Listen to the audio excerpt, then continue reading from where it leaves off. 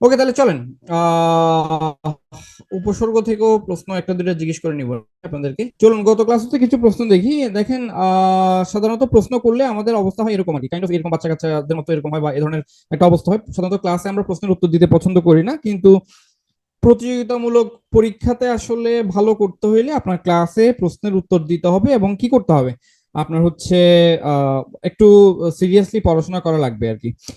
আর এখানে একটা কথা মনে রাখবেন, কোচিং হচ্ছে আপনার ভুল করার জায়গা। এখানে আপনি ভুল করবেন, এখানে আপনি ভুল করবেন, এখানে যে ভুলগুলো করবেন এগুলো আপনার মনে থাকবে, এখান থেকে আপনি শিখতে পারবেন। কিন্তু আপনি যদি এখানে ভুল না করেন, আপনি যদি চিন্তা করেন যে না এখানে ভুল হচ্ছে বলে আমি কথাবার্তা বলবো না, পরীক্ষা টরীক্ষা দিব না, তখন দেখা যাবে হচ্ছে আপনি মেইন পরীক্ষাতে যাই ভুল করবেন। পিটুএ তে আপনি প্রত্যেকদিন ভুল করলেও কোনো সমস্যা নেই, কিন্তু মেইন পরীক্ষাতে যাই একটা ভুল হয়ে গেলেও কিন্তু প্রবলেম। ঠিক আছে, তাহলে চলেন আমরা গত ক্লাস থেকে 4-5টা প্রশ্ন একটু দেখে নিই। আপনাদের জন্য আমার প্রথম প্রশ্ন, জলের স্থলে কি সমাস বলেন? এটা কি ধরনের দ্বন্দ্ব সমাস? উত্তর করেন সবাই। ব্রিলিয়েন্ট। কি ধরনের দ্বন্দ্ব হবে এটা? অলোক দ্বন্দ্ব। অলোক দ্বন্দ্ব, বিপরীতার্থক দ্বন্দ্ব না।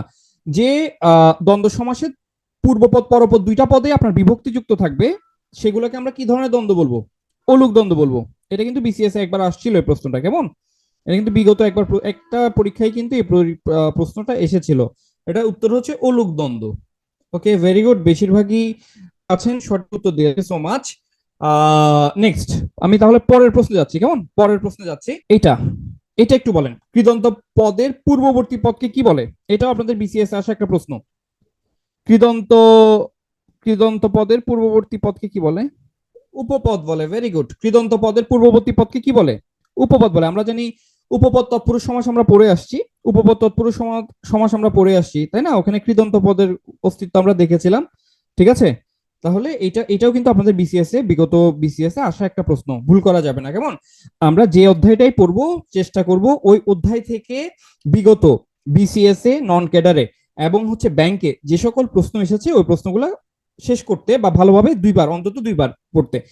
প্রিলির জন্য আপনাদেরকে একটা সাজেশন দিই আজকে, মানে প্রিলি পাস করার একটা সাজেশন দিই, সেটা হচ্ছে একই বই, মনে করেন একটা পার্টিকুলার টপিকের 5টা বই না কিনে একই বই 5বার পড়বেন, যেটা অর্থাৎ বারবার বারবার রিভিশনের কোনো বিকল্প নাই। বেশিরভাগ প্রার্থী যারা প্রিলি ফেল করেন, তাদের প্রিলি ফেলের অন্যতম প্রধান কারণ হচ্ছে রিভিশন না দেয়া। আপনি 4-5টা প্রকাশনীর বই কিনেছেন কিন্তু কোনোটাই ভালোভাবে শেষ করেন নাই, রিভিশন দেন নাই, তাহলে দেখবেন আপনি আপনার এক্সাম হলে যাওয়ার আগ পর্যন্ত মনে হবে সবকিছু ঠিকঠাক। যে আপনি এক্সাম হলে যাবেন তখনই দেখবেন আপনি ওই যে 0.5-এর যে প্রেশার, ওই প্রেশারের কারণে দেখবেন আপনার জানা প্রশ্ন আপনার কি হবে, কনফিউশনে পড়ে যাবেন। এই কারণেই একই প্রশ্ন একাধিকবার সলভ করার বা শেষ করার কোনো বিকল্প নাই। আরেকটা বিষয় যেটা, সেটা হচ্ছে যে প্রশ্নগুলো আপনি এখানে ফার্স্ট অ্যাটেম্পটে পাচ্ছেন না, যেমন মনে করেন কৃদন্ত পদের পূর্ববর্তী পদকে কি বলে, এটাকে উপপদ বলে, এই প্রশ্নটা যারা ফার্স্ট অ্যাটেম্পটে পারেন নাই তারা এই প্রশ্নটাকে রেড কালার দিয়ে মার্ক করবেন। জব সলিউশন পড়ার সময় দুইটা কলম রাখবেন, একটা হচ্ছে লাল কালির কলম, একটা হচ্ছে লাল কালি, আর একটা হচ্ছে আপনার কালো কালি। যেগুলো আপনি পারেন, যে সকল প্রশ্নের উত্তর আপনি পারেন, যেগুলো আপনার ভুল হবে না, সেগুলো আপনি কালো কালি দিয়ে দাগাই যাবেন। কিন্তু যেটা আপনি পারেন নাই, যেটা আপনার কনফিউশন মনে হয়েছে বা যেটা আপনি গেস করে দাগাইছেন, ওটা অবশ্যই পাশে লাল কালি দিয়ে মার্ক করে রাখবেন। তার মানে হচ্ছে এই লাল কালি আপনাকে পরের বার রিভিশন দেওয়ার সময় হেল্প করবে। লাল কালি বলে দিবে আমাকে আবার তোমার পড়তে হবে, ঠিক আছে? কাজে আপনি যখন প্রিভিয়াস কোশ্চেন পড়বেন অবশ্যই হাতে দুটা কলম রাখবেন, একটা কালো কালি এবং একটা লাল কালি। লাল কালি কোনগুলোর জন্য? লাল কালি হচ্ছে যেটা আপনি গেস করে দাগিয়েছেন, হয়ে গেছে, কনফিউশনে ছিলেন বা ভুল করেছেন, ওগুলোর জন্য লাল কালি। আর যেটা আপনি আপনাকে মেরে ফেললেও আপনি ভুলতে পারবেন না, কিছু কিছু কোয়েশ্চেন আছে না আপনার পক্ষে মরে যাওয়া সম্ভব কিন্তু সেটাকে আপনার ভুলে যাওয়া সম্ভব না। যেমন চর্যাপদ কত সালে আবিষ্কার করা হয়, এটা আপনি মরে যেতে পারবেন, বলবেন বিষ খেয়ে মরে যাওয়া সহজ, কিন্তু এটা ভুল অত সহজ না, কারণ এটা এতবার আপনি পড়ছেন। কাজেই যেগুলো আপনি পারেন, যেগুলো কোনোদিন ভুল হবে না, ওগুলো কালো কালি দিয়ে দাগাইতে পারেন, কিন্তু যেটা আলটিমেটলি হচ্ছে আপনার কি হবে, মানে ভুলে যেতে পারেন, সেটা অবশ্যই লাল কালি দিয়ে দাগিয়ে পড়বেন। ঠিক আছে, ওকে। নেক্সট বলেন, সমাস নিষ্পন্ন পদকে কি বলে? সমাস নিষ্পন্ন পদকে কি বলে? সমাস নিষ্পন্ন পদকে কি বলবে? অবশ্যই এটাকে কি বলে? সমস্ত পদ বলে। কি বলে? সমস্ত পদ বলে। সমাস নিষ্পন্ন পদ, এটার অপর নাম আসতে পারে সমাস সাধিত পদ, মানে সমাস দ্বারা সাধিত পদকে কি বলে? সমাস দ্বারা সমাস প্রক্রিয়ায় প্রাপ্ত পদকে কি বলে? সবগুলো প্রশ্ন কিন্তু একই। উত্তর কি? উত্তর কি হবে? সমস্ত পদ। আচ্ছা, যারা বলছেন, যারা সমসমান পদ বলছেন, সমসমান পদ কোনগুলো? সমস্ত পদকে বিশ্লেষণ করলে আমরা একটা বাক্য পাই না? সমস্ত পদকে বিশ্লেষণ করলে আমরা একটা বাক্য পাই, ওই বাক্যর নাম কি? ওই বাক্যের নাম ছিল হচ্ছে ব্যাস বাক্য। ওই বাক্যের নাম কি? ব্যাস বাক্য বা বিগ্রহ বাক্য বা সমাস বাক্য। কেমন? ব্যাস বাক্য, বিগ্রহ বাক্য বা সমাস বাক্য। তাহলে সমসমান পদ কোনগুলো ছিল? সমসমান পদ ছিল, বাক্যের মধ্যে তো অনেকগুলো পদ থাকে, যে কোনো বাক্যে অনেকগুলো পদ থাকে। সিমিলারলি ব্যাস বাক্য, বিগ্রহ বাক্য, সমাস বাক্য যেটাই বলেন না কেন, বাক্যের যে পদগুলো ছিল ওই সমসমান পদ। ঠিক আছে, আমরা কি বুঝতে পেরেছি? এই কোশ্চেনটা কি ক্লিয়ার কিনা একটু বলবেন? মানে যারা যারা সমসমান পদ বলেছিলেন তারা কি বুঝতে পেরেছেন বিষয়টা? ওকে, তাহলে আমরা বেশিরভাগই ধরলাম এটা এটা এটা আবার এখানে টিক চিহ্ন দিছি, মানে এটা না, উত্তর হচ্ছে কিন্তু সমস্ত পদ। এটা সমসমান পদ কি এটা বোঝানোর জন্য এত কিছু লিখলাম আর কি। আচ্ছা, কথা কি আপনাদের কাছে অস্পষ্ট বা কেটে যাচ্ছে মনে হচ্ছে? আমার কাছে তো সাউন্ড ক্লিয়ার থাকার কথা আমার এন্ড থেকে। তাহলে সম্ভবত এটা যাদের মানে কারো কারো হয়তো নেট প্রবলেম হতে পারে, তাই না? নেট প্রবলেম হতে পারে হয়তো। আচ্ছা, পরেরটা, অধর পল্লব কোন সমাস বলেন তো? অধর পল্লব কোন সমাস হবে? উপমিত কর্মধারয়। Very good. অধর পল্লব কোন সমাস হবে? উপমিত কর্মধারয় সমাস হবে, তাই না? উপমিত। এটা যে উপমান না, এটা তো আমরা সবাই শিওর। ওকে, ভেরি গুড। এটা একটু বুঝাই দিতাম। আচ্ছা, খুব সহজ, খুব সহজ ভাবে চিন্তা করেন। এই উপমিত উপমান নানা উপায়ে বোঝা যায়, নানা উপায়ে বোঝা যায়। অধর শব্দের অর্থ কি বলেন তো? অধর শব্দের অর্থ কি? অধর শব্দের অর্থ ঠোঁট না? অধর শব্দের অর্থ কি? ঠোঁট। ঠোঁট কোন পদ? বিশেষ্য পদ। পল্লব, আমরা জানি গাছের যে পাতা, ওই পাতার পঞ্চ পাতাকে মিলে আমরা কি বলি? পল্লব বলি, হ্যাঁ, পাতা আর কি। তাহলে এটাও কোন পদ? বিশেষ্য। মনে রাখবেন, উপমা উপমিত কর্মধারয় দুটাই বিশেষ্য পদ হবে। ওকে, আচ্ছা, এটা একভাবে গেল। তাহলে স্যার আর কিভাবে, আরো সহজভাবে কিভাবে বলতে পারি? আরো সহজ ওয়ে আছে। কি ওয়ে আছে দেখেন। অধর মানে হচ্ছে ঠোঁট। আচ্ছা বলেন তো, কারো ঠোঁট কি পল্লবের মতো হইতে পারে? মানে এটা কি সম্ভব? এটা কি সম্ভব নাকি সম্ভব না? এটা সম্ভব না। এটা আসলে কি না? সম্ভব না, তাই না? আচ্ছা, আরেকটা এক্সাম্পল দিই, তাইলে আপনারা সহজে বুঝতে পারবেন। মনে করেন বাহুলতা। বাহু মানে আমাদের শোল্ডার, লতা মানে তো বুঝতেছেন গাছের মানে একদম যে ছোট ডাল যেটা, সেটাকে লতা বলে। তাহলে বলেন, কারো বাহু ছোট হইতে পারে, চিকন হইতে পারে, কিন্তু সেটা কি লতার মতো হইতে পারে? বা লতার মতো অত চিকন কি হওয়া সম্ভব? না, সম্ভব না। তাহলে দেখেন, দুটো পদ, এই দুটো পদের মধ্যে যদি কোনো অবাস্তব, মানে এই দুটো পদের মধ্যে যদি কোনো অবাস্তব তুলনা বুঝাই, কাল্পনিক কোনো তুলনা বুঝাই, মিথ্যা কোনো তুলনা বুঝাই, বা মিথ্যা যদি সম্পর্ক নির্দেশ করে, তখন সেটা হবে উপমিত। তাইলে বলেন যে ভাইয়া তাহলে আমাকে উপমানটা বলেন, তাহলে উপমান কিভাবে মিথ্যা হইলো না? ওকে, দেখেন তাহলে উপমান কিভাবে মিথ্যা হয় না। দেখেন, তুষার শুভ্র, কথাটা কি? তুষার শুভ্র। তুষার মানে হচ্ছে বরফ, শুভ্র মানে হচ্ছে সাদা। আচ্ছা আমাকে বলেন তো, বরফ কি সাদা হয় না কালো হয়? অবশ্যই বরফ সাদা হয়। তাহলে এটা কি সত্য নাকি মিথ্যা? এটা কি বাস্তব নাকি অবাস্তব? অবশ্যই সত্য, অবশ্যই বাস্তব। তাহলে যদি বাস্তব হয়, তাহলে যদি বাস্তব হয়, সেটা হবে কি? উপমান। বাস্তব হইলে হবে উপমান। আর যদি বাস্তব না হয়, তখন সেটা হবে কি? বাস্তব না হলে তখন সেটা হবে উপমিত। বাস্তব না হলে, মিথ্যা হইলে তখন সেটা হবে উপমিত। এবার তাহলে ভাইয়া বিশেষ্য বিশেষণ দিয়ে বুঝান। ভাই, তুষারটা কোন পদ? তুষার মানে বরফ, এটা বিশেষ্য পদ। এখন বিশেষ্যের রং বুঝাচ্ছে, তাহলে শুভ্র অবশ্যই কি হবে? বিশেষণ হবে। ঠিক আছে, ক্লিয়ার? যাদের প্রবলেম ছিল ওনারা কি বুঝতে পারছেন? বুঝছি আমরা। ওকে, থ্যাংক ইউ। আর রূপক তো আমরা বুঝি, তাই না? রূপক তো আমরা বুঝি। আচ্ছা ঠিক আছে, ওকে ওকে ওকে, এখন ঠিক আছে স্পিকার। ওকে, আচ্ছা এবার বলেন লাস্ট কোশ্চেন, লাস্ট কোশ্চেন। এটা বলেন কোন সমাস হবে? অবশ্যই এটা কি হবে? এটা অবশ্যই কি হবে? অব্যয়ীভাব সমাস হবে। এটা অবশ্যই কি হবে? অব্যয়ীভাব। ঠিক আছে, যথা দিয়ে সমস্ত পদ শুরু হলে, যথা দিয়ে সমস্ত পদ শুরু হলে সেটা অব্যয়ীভাব সমাস হবে। কেমন? যেমন যথাবিধি, যথারীতি, যথাসাধ্য, সবই। ঠিক আছে, আপনারা সমাজ যথেষ্ট ভালো প্রিপারেশন নিয়েছেন বোঝা যাচ্ছে। Thank you so much. আমার সমাজ থেকে কোয়েশ্চেন গুলো এখানেই শেষ। ঠিক আছে, এবার আমরা আমাদের আজকের লেকচারে চলে যাব, পদ প্রকরণে চলে যাব। পদ প্রকরণ সহজ চ্যাপ্টার, সহজ একটা চ্যাপ্টার। কেমন? সহজ চ্যাপ্টার, কঠিন না, সহজ চ্যাপ্টার। একটু সময় দিলে ঠিক আমরা বুঝে নিতে পারবো। তবে একটা বিষয় তো বুঝতে পারছেন, আমি মোটামুটি কোয়েশ্চেন টোয়েশ্চেন করি। কেমন? আমি কোয়েশ্চেন করি। যেহেতু আমি কোয়েশ্চেন করি, সুতরাং আপনারা হচ্ছে একটু কি করতে হবে, একটু মনোযোগ দিয়ে ক্লাসটা করতে হবে। এবং পরের ক্লাসে অবশ্যই কি থাকবে? এখান থেকে কোয়েশ্চেন থাকবে। পরের ক্লাসে অবশ্যই এখান থেকে কোয়েশ্চেন থাকবে। কেমন? আচ্ছা, আমাকে একটু শেয়ার করবেন আপনারা। সো ফার আমি যে স্পিডে গিয়েছি আপনাদের আসলে মানে হয়তো যেহেতু আপনাদের সাথে সবসময় ক্লাস নিই না, আমার আহ, যে টেম্পো এটার সাথে অ্যাডজাস্ট করতে প্রবলেম হতে পারে। ঠিক আছে কিনা, আপনারা বুঝতে পারছেন কিনা? ওকে, ঠিক আছে। তাহলে চলেন পথ প্রকরণ দেখি। আমি যখন পথ প্রকরণ পড়ব তখন আমি যখন পথ প্রকরণ পড়ব তখন যেটা করতে হবে সেটা হচ্ছে আমার দুটো অ্যাঙ্গেল থেকে পড়াইতে হবে আপনাদেরকে। তো স্যার দুটো অ্যাঙ্গেল থেকে কিরকম দেখেন, আহ, যেটা সেটা হচ্ছে দেখেন আমাদের এখন 9-10 নতুন একটা বাংলা ব্যাকরণ বই আসছে, তাই না? নতুন বাংলা ব্যাকরণ বই আসছে। এই নতুন বাংলা ব্যাকরণ বই এবং পুরাতন বাংলা ব্যাকরণ বই এই দুইটা মিলাই আমাদের আসলে পড়তে হবে। স্যার তাহলে দুটা আমি আসলে কিভাবে করব? আসলে কঠিন কিছু না। পথ পুরাতন বাংলা ব্যাকরণ বইতে যা ছিল সেটাকে জাস্ট একটু মডিফাই করা হয়েছে, নাথিং এলস। ঠিক আছে, তাহলে আমরা ক্লাস করতে করতে নতুন পুরাতন দুইটাই ক্লিয়ার করে দিব। আমি আপনাকে বলে দিব যে ভাই এটা নতুন ব্যাকরণে আছে, এটা পুরাতন ব্যাকরণে আছে। ওকে, আচ্ছা। আরেকটা কথা বলে দিই, আপনারা ক্লাসটা যারা আছেন তারা ক্লাসটা একটু মনোযোগ দিয়ে করবেন আরো একটা কারণে। আপনাদের অনেকের মনে হতে পারে স্যার পথ প্রকরণ তো আমি পারি, তাহলে পথ প্রকরণ এটা তো আমার আজকে না ক্লাস না করলেও চলবে বা না হলেও প্রবলেম নাই। হ্যাঁ, আপনি পারলে সমস্যা নাই, ঠিক আছে। কিন্তু পথ প্রকরণের পাশাপাশি আমি নতুন বাংলা ব্যাকরণ বই থেকে দুটো অধ্যায় আপনাদের কাছে ক্লিয়ার করে দিব, দুটো চ্যাপ্টার ক্লিয়ার করে দিব।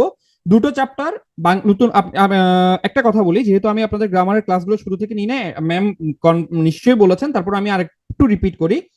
আপনি নিশ্চয়ই জানেন বাংলা ব্যাকরণে অবশ্যই বোর্ড বই পড়তে হবে। আপনার প্রিলি পরীক্ষা দিতে যাওয়ার আগে বোর্ড বই পড়তে হবে, এটা তো আমরা শিওর।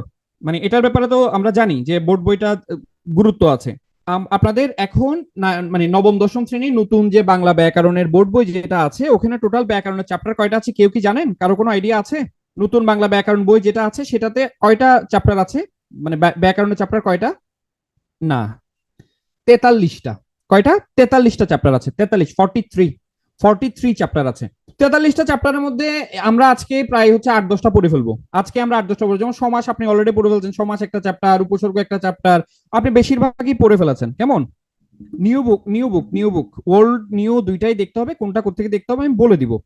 আপনাদের আরেকটা কথা একটু বলে দিই, বাংলা আপনারা একটু ইয়ে করবেন, সেটা হচ্ছে বাংলা ব্যাকরণে নতুন এবং পুরাতন বই। মুনির চৌধুরীর বইটা হচ্ছে পুরাতনটা, নতুন আরেকটা বই মানে 9-10 এর এক্সিস্টিং একটা বোর্ড বই আছে, নিশ্চয়ই সেটা সবাই জানেন। আচ্ছা, আহ, আপনারা যেটা করবেন P2 এর যে পেজ আছে ওই পেজটা যদি সার্চ দেন, ওখানে ব্যাংক প্রস্তুতির প্রিপারেশন, ব্যাংক প্রিলি পাশে ট্রাম্প কার্ড বাংলা এ ধরনের একটা লেখা আমি দিয়েছিলাম। ওই লেখাটাতে আমি পুরাতন বাংলা ব্যাকরণের বোর্ড বই থেকে কি পড়তে হবে, নতুন বাংলা ব্যাকরণ বোর্ড বই থেকে কি পড়তে হবে সেটা ভেঙে ভেঙে আমি দিয়েছি। দুটোকে আমি মানে কোথা থেকে কোনটা পড়তে হবে বেশি গুরুত্ব দিয়ে সেটা আমি একটা লেখাতে দিয়েছি। এটা ঠিক আছে, আপনি জানি না আপনারা লেখাটা পেয়েছেন কিনা, যদি না পেয়ে থাকেন লেখাটা একটু মানে কালেক্ট করে নেবেন। আমি কি বুঝাতে পেরেছি? ওটা যখন, হ্যাঁ, লিঙ্কটা ক্লাস শেষে আপনারা পেয়ে যাবেন। আমি কি বুঝাতে পারছি আমার কথাটা? যে বিষয়টা সেটা হচ্ছে আপনি যখন বোর্ড বই পড়তে যাবেন আপনি নতুন পড়বেন না পুরাতন পড়বেন এটা নিয়ে আপনি কনফিউশনে পড়তে পারেন। ওটা একদম আমি কোন চ্যাপ্টার বেস নাম লিখে দিয়েছি যে এই চ্যাপ্টারটা পুরাতন বই থেকে আপনার পড়তে হবে, এই চ্যাপ্টারটা নতুন বই থেকে আপনার পড়তে হবে। ঠিক আছে, ওকে। এবার একটা বিষয় এবার একটা বিষয় সেটা হচ্ছে আমি যেটা বললাম সেটা হচ্ছে আমাদের এখানে নতুন বাংলা ব্যাকরণ বোর্ড বইতে 43টা, হ্যাঁ, 43টা হচ্ছে কি আছে আপনার হচ্ছে চ্যাপ্টার আছে। 43টা চ্যাপ্টারের মধ্যে অধিকাংশ চ্যাপ্টারই আমাদের ইতিমধ্যে পড়া হয়ে গেছে। আজকে আমি ওই বোর্ড বই থেকে দুটো চ্যাপ্টার আপনাদেরকে পড়াই দিব। ঠিক আছে, এই কারণেই ক্লাসে থাকলে আপনারা আশা করছি উপকৃত হবেন। তাহলে চলেন আমরা শুরু করি। আর বোর্ড বই কোথা থেকে পাবেন? বোর্ড বই পুরাতন যে কোনো বইয়ের দোকানেই পাবেন। কেমন? পুরাতন যে কোনো বইয়ের দোকানে পাবেন। আবার এটা সফট কপিও আছে, আপনি আমাদের এখানে ইম্পর্টেন্ট পিডিএফ সেকশনে গেলে দেখবেন নতুন বাংলা ব্যাকরণ বোর্ড বইয়ে সফট কপি আছে। ওকে, তাহলে আমরা শুরু করি। কেমন? পদ, বাক্যে ব্যবহৃত প্রত্যেকটি শব্দকে আমরা কি বলবো? পদ বলবো। ঠিক আছে। আর একটা দেখেন বিভক্তিযুক্ত শব্দ, বিভক্তিযুক্ত শব্দকে কি বলা হয়? পদ বলা হয়। ওকে, এবার দেখেন আমি এখানে কি বলছি? কি যুক্ত শব্দ বলছি? বিভক্তিযুক্ত শব্দ। কি যুক্ত শব্দ বলেছি? বিভক্তিযুক্ত শব্দ। খুব ভালো করে খেয়াল করেন, বিভক্তিযুক্ত শব্দ। কেমন? বিভক্তিযুক্ত শব্দ। ওকে, এখন বিভক্তি, এই যে বিভক্তি, এই বিভক্তিটা কোথা থেকে আসলো? এই বিভক্তির জন্ম কোথায় হলো? কোথা হতে আসলো? কোথা হতে আগমনের? এইটা দেখার জন্য আমরা 9-10 নতুন বাংলা ব্যাকরণ বইয়ের একটা অধ্যায় শেষ করব, ঠিক আছে, একটা অধ্যায় শেষ করব। তাহলে চলেন সেটা কি, সেটা হচ্ছে লগ্নক। লগ্ন কি আমরা পড়েছি আগে, বা ম্যাম কি পড়িয়েছেন অলরেডি? না ভাইয়া, এখন আর 7টা বিভক্তি নাই, দ্বারা দিয়া কর্তৃক যেগুলো, ওগুলোকে এখন হচ্ছে, ওগুলো আগেও অনুসর্গ ছিল, ওগুলোকে এখন অনুসর্গতে নিয়ে গেছে। যাই হোক, এগুলো তো আমরা পরে যাব। আচ্ছা আছেন লগ্নক। লগ্নক জিনিসটা কি আমার কাছে পড়ছেন যারা, তারা ঠিক আছে, দেখেন লগ্নক জিনিসটা কি। লগ্নক জিনিসটা হচ্ছে ভাই ব্যাকরণিক একটা টার্ম। খুব ভালো করে খেয়াল করেন, শব্দ যখন বাক্যের মধ্যে থাকে তখন তার নাম হয় পদ। পদ পরিণত হওয়ার সময়, অর্থাৎ একটা শব্দ যখন পদে পরিণত হতে যায় তখন শব্দের সাথে কিছু শব্দাংশ যুক্ত হয়।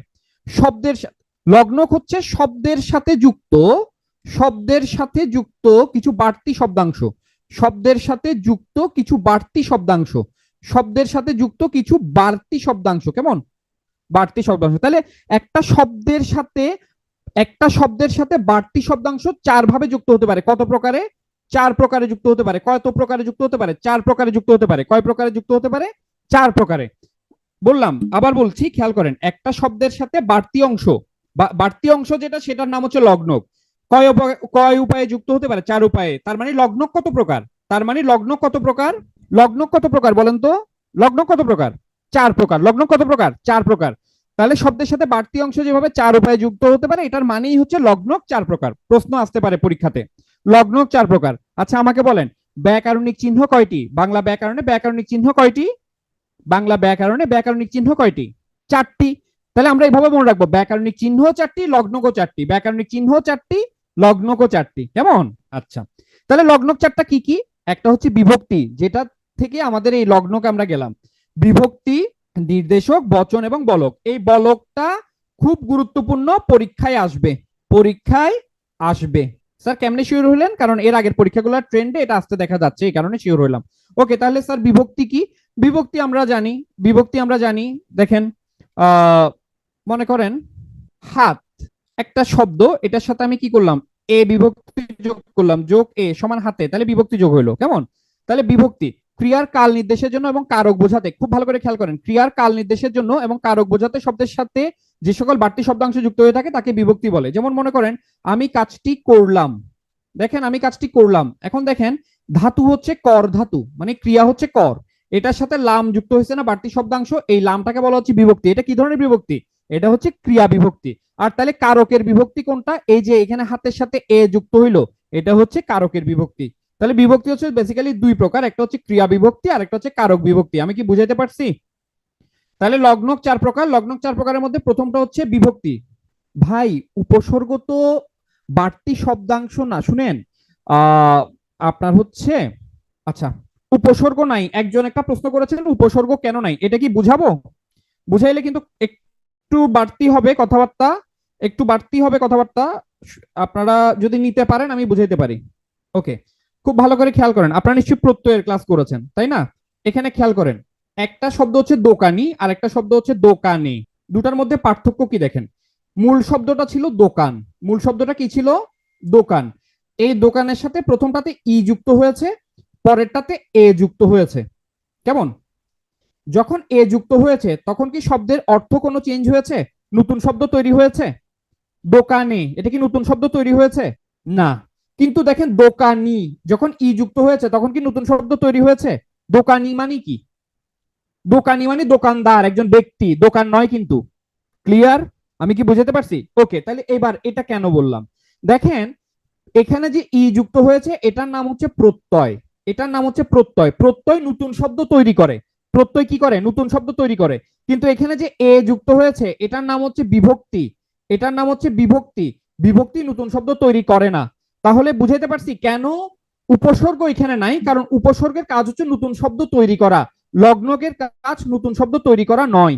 আমি কি বুঝাইতে পারছি নাকি পারি নাই? কেন উপসর্গ এখানে নাই? Is that clear? বুঝছি? ওকে, ঠিক আছে। তাহলে দেখেন, তাহলে দেখেন আমরা লগ্নকের মধ্যে প্রথমটা দেখলাম বিভক্তি, পরেরটা দেখছি হচ্ছে কি নির্দেশক।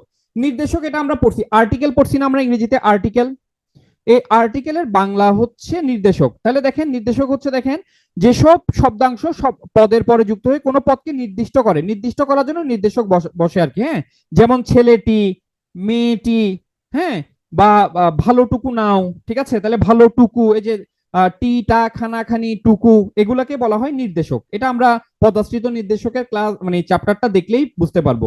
এবার আসেন বচন। এটা আমার পড়ানোর কিছু নাই, আপনারা এক বচন থেকে বহু বচনে আপনারা জানেন, যে মনে করেন ছেলে, ছেলের সাথে যখন রা যুক্ত হবে তখন এটা বহু বচন হয়ে গেল। তাহলে বচন মানে বহু বচন করার জন্য আমরা শব্দের সাথে বাড়তি শব্দাংশ যুক্ত করি। এবার আসেন বলক। বলক জিনিসটা আসলে কি? বলক জিনিসটা আসলে কি? বলক জিনিসটা হচ্ছে কোনো জায়গাতে জোর দেওয়ার জন্য, এমফাসিস করার জন্য যদি কোনো বাড়তি অংশ যুক্ত হয়। যেমন মনে করেন তুমি এলে না, কেন এলে না? কেন? মনে করেন তুমি এলে না, তুমি এলে না, এটা একটা সাধারণ বাক্য। তুমি এলে না মানে আমি ধরে মনে করছি যে সে আসতেও পারে নাও আসতে পারে, কিন্তু আমি যখন এখানে সাথে বলবো তুমিও এলে না, তার মানে আমি শিওর ছিলাম তুমি আসবা কিন্তু তুমি আসো নাই, তার মানে তুমির উপর জোর দেওয়ার জন্য আমি এখানে ও যুক্ত করলাম, ঠিক আছে? মনে করেন আপনাকে আমি বললাম এখন যাও, কিন্তু আমি যদি বলি এখনই যাও, এখনই যাও, তার মানে কি? তো এখন যাও মানে হচ্ছে আমি এটা নর্মালি বলছি, সফট। এখনই যাও তার মানে হচ্ছে আমি এটা জোর দিয়ে বললাম তোমার এখনই যাইতে হবে। তার মানে দেখেন, শব্দের উপর জোর দেওয়ার জন্য যখন এ, তারপর হচ্ছে ই, ও, এগুলা যখন আপনার যুক্ত হবে তখন সেটাকে বলক বলা হবে। আমি কি বুঝাতে পারছি? ঠিক আছে কিনা? লগ্ন ক্লিয়ার কিনা সবাই বলেন। লগ্ন বুঝছি কিনা, পারবো কিনা? লগ্ন কত প্রকার সবাই একটু বলে ফেলি। লগ্ন কত প্রকার? লগ্ন কত প্রকার এবং কি কি? লগ্ন কত প্রকার এবং কি কি? লগ্ন চার প্রকার। চার প্রকার কি কি লিখে ফেলেন। চার প্রকার কি কি লিখে ফেলেন। পরীক্ষাতে প্রশ্ন আসতে পারে, কিন্তু পরীক্ষাতে প্রশ্ন আসতে পারে নিচের কোনটি লগ্নকের প্রকারভেদ নয়, এরকম ভাবে আসতে পারে। বিভক্তি, নির্দেশক, বচন এবং বলক। বিভক্তি, নির্দেশক, বচন এবং বলক, ঠিক আছে? বিভক্তি, নির্দেশক, বচন এবং বলক। আপনার বইয়ে, নতুন বাংলা ব্যাকরণ বইয়ের একটা চ্যাপ্টার শেষ করে দিলাম এখন। পারবো তো? পারবো তো? ওকে। তাহলে দেখেন, সংলগ্নক পদ, পদের মধ্যে সংলগ্নক পদ হইতে পারে, অলগ্নক পদ হইতে পারে। লগ্নক যুক্ত হলে সেটাকে সংলগ্নক পদ বলবে, আর লগ্নক যুক্ত না হলে সেটাকে অলগ্নক পদ বলবে। এবার আসেন পদের প্রকারভেদ, ঠিক আছে? প্রথমে আমরা দেখে নিলাম আজ আমরা পদের সাথে আসলে বাড়তি যে শব্দাংশগুলো যুক্ত হয় তাদের নাম কি, এটা প্রথমে দেখলাম।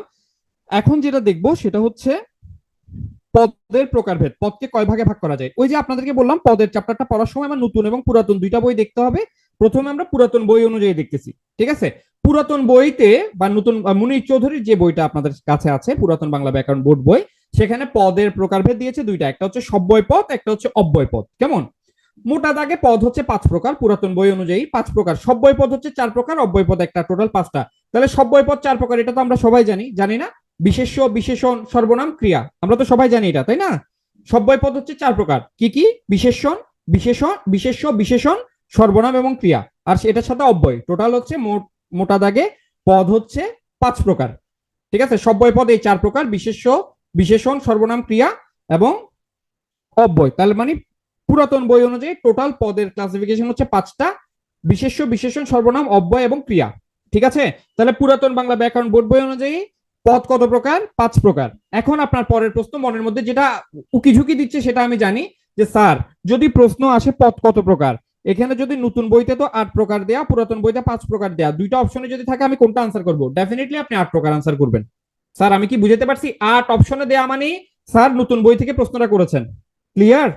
তাহলে দেখেন, আপনার হচ্ছে পদের প্রকারভেদ আমরা কি বুঝছি কিনা? পদের প্রকারভেদ আমরা বুঝছি কিনা? বুঝছি, মানে এটা নিয়ে কোনো কনফিউশন নাই। আচ্ছা, এখন আপনাদের পরের প্রশ্ন, স্যার নতুন বই থেকে যদি প্রশ্ন করে তাহলে আপনি তো শুধু নতুন বইটা পড়াইলে হইতো, পুরাতন বইটা কেন টেনে আনলেন? পুরাতন বইটা টেনে আনার কারণ হচ্ছে আমাদের যে বিগত প্রশ্নগুলো আছে এগুলো অনেকগুলো পুরাতন বই থেকে করা, ঠিক আছে?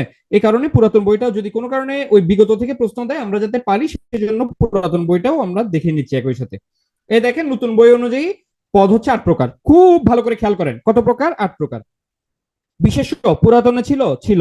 বিশেষণ ছিল, হ্যাঁ স্যার ছিল। সর্বনাম ছিল, হ্যাঁ ছিল। ক্রিয়া ছিল, ছিল। ক্রিয়া বিশেষণ স্যার এটা তো দেখি নাই। এই ক্রিয়া বিশেষণ হচ্ছে বিশেষণের যে প্রকারভেদ গুলো আছে ওই প্রকারভেদের মধ্যে পড়বে, তার মানে এটাও আসলে পুরাতন বইতে ছিল। তো স্যার অনুসর্গ, অনুসর্গ আমরা এখানে দেখেন নতুন বইটাতে অব্যয় নামে কোনো পদ কি আমরা দেখছি? কিন্তু পুরাতন বইতে তো অব্যয় ছিল। নতুন বইতে কি অব্যয় আছে? নাই। নতুন বইতে কি নাই? অব্যয় নাই। এই যে অব্যয় নাই, এই অব্যয় আসলে আছে কোথায়? আছে এই যে অনুসর্গ, যোজক এবং আবেগ, এই তিনটা হচ্ছে অব্যয়ের প্রকারভেদ। অব্যয়কে ভেঙে অনুসর্গ, যোজক এবং আবেগ করেছে, তার মানে পুরাতন বইতে যা ছিল বেসিক্যালি নতুন বই তো তা আছে, কিন্তু ভিন্ন নামে আছে। ভাই বুঝাইতে পারছি? এই স্লাইডটা কি ক্লিয়ার? এই স্লাইড কি আমরা বুঝতে পারছি? এটা কি বুঝছি কিনা? তাহলে চলেন আমরা পরের অংশে যাই, কেমন? পদ ও পদ প্রকরণ, দেখেন পদ ও পদ প্রকরণ, এই স্লাইডটা ঝাড়া মুখস্থ করে রাখবেন। শুধু পদ ও পদ প্রকরণ, শব্দ তত্ত্বে আলোচিত হয়, পদক্রম এবং পদ পরিবর্তন বাক্য তত্ত্বে আলোচিত হয়। এবার আসেন, পদের শুরুটা হচ্ছে কি দিয়ে? বিশেষ্য পদ দিয়ে। আমরা জানি বিশেষ্য পদ মানে কি? কোনো কিছুর নামকে কি বলে? বিশেষ্য পদ বলে। তাহলে এই নামটা অনেক কিছু হতে পারে, ব্যক্তি হইতে পারে, বস্তু হইতে পারে, তাই না? ব্যক্তি বস্তু অনেক কিছু হইতে পারে, পারে কিনা? পারে। আচ্ছা, তাহলে আমরা এখন যেটা দেখব সেটা হচ্ছে বিশেষ্যের প্রকারভেদটা দেখব। বিশেষ্যের কি দেখব? প্রকারভেদ দেখব, কেমন? বিশেষ্যের প্রকারভেদ দেখব। দেখেন, বিশেষ্যের প্রকারভেদে যখন যাব তখন আমরা দেখব, দেখেন বিশেষ্যের প্রকারভেদে যখন যাব তখন এই হচ্ছে বিশেষ্য হচ্ছে 6 প্রকার। এটা পুরাতন বই নতুন বই সব বইতেই সেম। পুরাতন এবং নতুন সব বইতেই সেম 6 প্রকার, কেমন? পুরাতন এবং নতুন সব বইতেই সেম 6 প্রকার, ঠিক আছে? তাহলে 6 প্রকার কি কি? 6 প্রকার কি কি একবার আমরা গো থ্রু করি। 6 প্রকার হচ্ছে, দেখেন, নামবাচক বা সংজ্ঞাবাচক বিশেষ্য, জাতিবাচক বিশেষ্য, বস্তুবাচক, দ্রব্যবাচক, সমষ্টিবাচক, ভাববাচক বিশেষ্য। নতুন বইতে আছে ভাববাচক বিশেষ্যটাকে নতুন বইতে ক্রিয়াবাচক বিশেষ্য বলেছে। ওকে, আচ্ছা, তাহলে চলেন আমরা দেখি। তাহলে নামবাচক বিশেষ্য, প্রথমটা ছিল নামবাচক বিশেষ্য। নামবাচক বিশেষ্য তো আমরা জানি, তাই না? নামবাচক বিশেষ্য তো অনেক কিছু হইতে পারে। হ্যাঁ, নামবাচক বিশেষ্য অনেক কিছু হইতে পারে। কি কি হইতে পারে? ব্যক্তির নাম হইতে পারে, যে ব্যক্তির নাম মনে করেন করিম, রহিম, জব্বার, ঠিক আছে, যা আছে তা। স্থানের নাম হইতে পারে ঢাকা, চট্টগ্রাম, যা আছে তা। হ্যাঁ, ভৌগোলিক সংজ্ঞা, ভৌগোলিক সংজ্ঞা কি? মানে পৃথিবীতে প্রাকৃতিক ভাবে যত নদী, সাগর, পর্বত আছে, নদী, সাগর, সাগর, পর্বত, মনে রাখবেন, নদী, সাগর, পর্বত, এগুলাকে ভৌগোলিক সংজ্ঞার মধ্যে ফেলে আর কি। নদী, সাগর, পর্বত, ঠিক আছে? আর গ্রন্থের নাম, এগুলো সবগুলো হচ্ছে কিসের মধ্যে পড়বে? নামবাচক বিশেষ্যের মধ্যে পড়বে। নামবাচক বিশেষ্যের মধ্যে পড়বে। গ্রন্থের নাম, এটাকে নতুন বইতে সৃষ্টি নাম নামে উল্লেখ আছে। গ্রন্থর নাম, এটাকে নতুন বইতে সৃষ্টি নাম হিসেবে উল্লেখ আছে, ঠিক আছে? আর ব্যক্তি নাম, স্থান নাম, এটা একই আছে, ঠিক আছে? আর নতুন বইতে আরেকটা নতুন মানে ইয়া দিয়েছে, কাল নাম। এটা কাল নাম মানে হচ্ছে জাস্ট ওই আমাদের যে বারগুলো আছে না, মনে করেন সোমবার, মঙ্গলবার, এগুলাকে বলা হচ্ছে, হ্যাঁ, বা জানুয়ারি মাস, মাসের নাম, এগুলোকে কাল নাম বলা হচ্ছে। এটা হচ্ছে নতুন বইতে আছে আর কি। অবশ্যই নদী জাতিবাচক, ডেফিনেটলি নদী জাতিবাচক, কিন্তু ভৌগোলিক সংজ্ঞার মধ্যে নদী, সাগর, পর্বত, এগুলোর যে প্রপার নাউন গুলো আছে, যেমন নদীর মধ্যে মনে করেন মেঘনা। মেঘনা হচ্ছে কিসে যাবে? ভৌগোলিক সংজ্ঞা। কিন্তু আমি যখন নদী বলবো তখন সেটা জাতিতে যাবে। আমি কি বুঝাইতে পারছি? নদী তো অবশ্যই জাতিবাচক, কিন্তু ভৌগোলিক সংজ্ঞার মধ্যে নদীর নাম, কোন নদীর নাম, যেমন মনে করেন আমাজন একটা নদীর নাম, ঠিক আছে? বঙ্গোপসাগর একটা সাগরের নাম, আল্প পর্বত একটা পর্বতের নাম, ওগুলো যাবে ভৌগোলিক সংজ্ঞার মধ্যে। বুঝাতে পারছি? তার মানে এখানে আমি নদীকে কিন্তু কি বলি নাই, নদীকে কিন্তু আমি নাম বিশেষ্য বলি নাই, ঠিক আছে? নদীর যে নাম সেটা নাম বিশেষ্য, সাগরের যে নাম সেটা নাম বিশেষ্য, পর্বতের যে নাম সেটা নাম বিশেষ্য। ভাই এটা আলাদা করার কারণ, আমি যখন শিক্ষামন্ত্রী হব তখন আমার জিজ্ঞেস করেন, এখন আমি শিক্ষামন্ত্রী না রে ভাই, আমি সাধারণ একজন চাকরিজীবী, ঠিক আছে? ওকে, আসেন তাহলে দেখেন সংজ্ঞাবাচক বা নামবাচক বিশেষ্য এবং জাতিবাচক বিশেষ্যের মধ্যে পার্থক্যটা বলি, ঠিক আছে? ওকে, আচ্ছা, রবীন্দ্রনাথ অবশ্যই নামবাচক।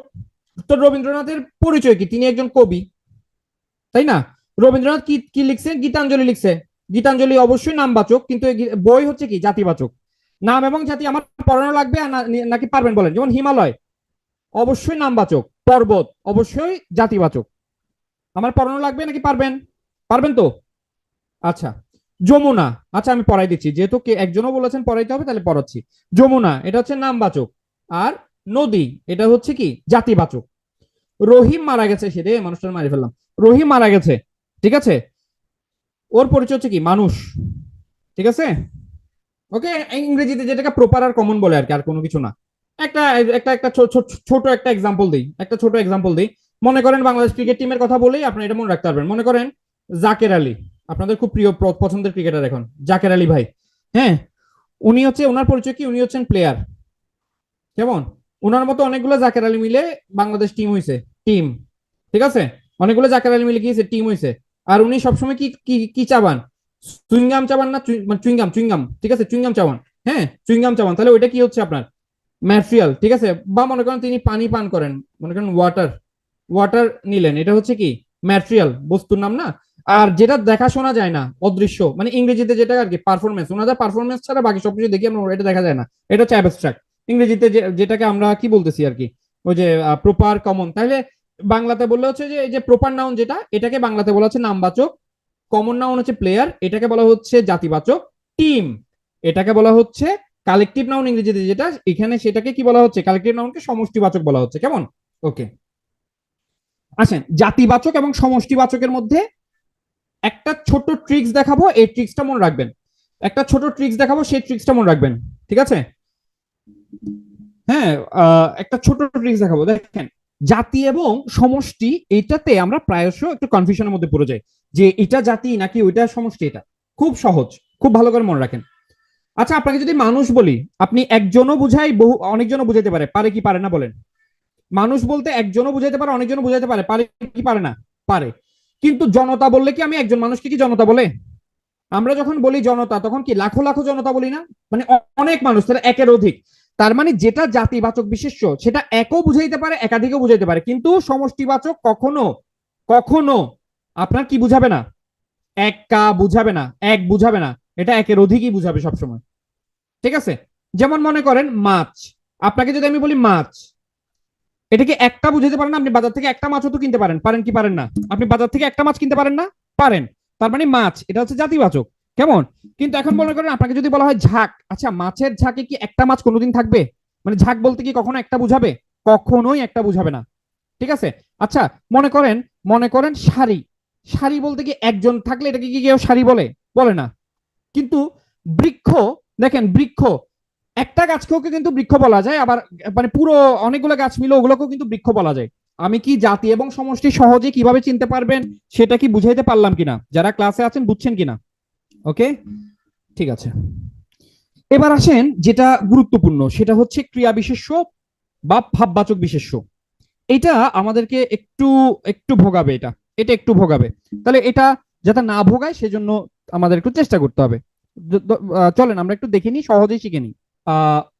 ক্রিয়া, দেখেন ক্রিয়ার ভাব প্রকাশক বিশেষ্যকে আপনার ভাববাচক বিশেষ্য বলে। ঠিক আছে? ক্রিয়ার ভাব মানে ক্রিয়ার ভাব প্রকাশ করবে এরকম। ঠিক আছে? ওকে, এখন এটা কিভাবে হয় এটা একটু দেখি। কেমন? চলেন এটা কিভাবে হয় সেটা একটু দেখি, দ্রুত দেখবো। ওকে, কোনটা বুঝেন নাই? এটা পারি নাই, আমি পড়াই নাই তো, আগে পড়াইনি তারপর বলবেন আপনি পারেন কি পারেন না। ক্রিয়া বিশেষ্য বা ভাববাচক বিশেষ্য কেমন? এটা দুই ভাবে গঠন করা যেতে পারে। কিভাবে দেখেন, প্রথম কথা হচ্ছে ক্রিয়ার নাম গঠনের মাধ্যমে। ক্রিয়ার নাম গঠনের মাধ্যমে হয়, যেমন মনে করেন যাওয়া, যাওয়াটা একটা কাজ না? এই যাওয়ার একটা নাম দিলাম আমরা, যাওয়ার নামটা হচ্ছে কি গমন। দেখা, এটা একটা কাজ, এটার একটা নাম দিলাম দর্শন। পড়া একটা কাজ, এটার নাম দিলাম পঠন। খাওয়া একটা কাজ, এটার নাম হচ্ছে ভোজন। এগুলাকে আপনার বলা হচ্ছে, এগুলাকে আপনার বলা হচ্ছে ভাববাচক বিশেষ্য, মানে ক্রিয়াপদ যেগুলো আছে, ক্রিয়াপদ যেগুলো। আচ্ছা মনে করেন যে শুয়ে থাকে, শুয়ে থাকা কাজের নামটা কি বলেন তো? শুয়ে থাকার কাজের নামটা কি বলেন তো? শুয়ে আছে এটাকে কি বলে? শয়ন বলে না? শয়ন। তাহলে শুয়ে থাকা যে কাজ, এই কাজের নাম হচ্ছে শয়ন। তাহলে শয়ন কি ধরনের বিশেষ্য? অবশ্যই ভাববাচক বিশেষ্য। শয়ন কি ধরনের বিশেষ্য? অবশ্যই ভাববাচক বিশেষ্য।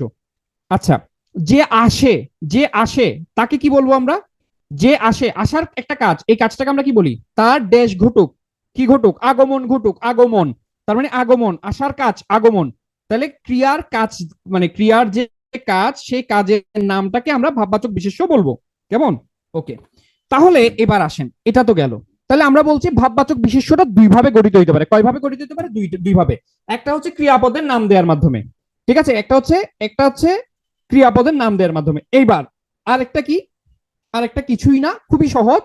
ধাতুর সাথে আ যুক্ত হলে, ধাতুর সাথে আ যুক্ত হলে সেটাও ভাববাচক বিশেষ্য হয়ে যায়। কিসের সাথে? ধাতুর সাথে। মনে করেন কর একটা ধাতু না? এটার সাথে আ যোগ করেন, তাহলে কি হয়ে গেল? কি হয়ে গেল? করা। তাহলে করা, করা কোন ধরনের বিশেষ্য?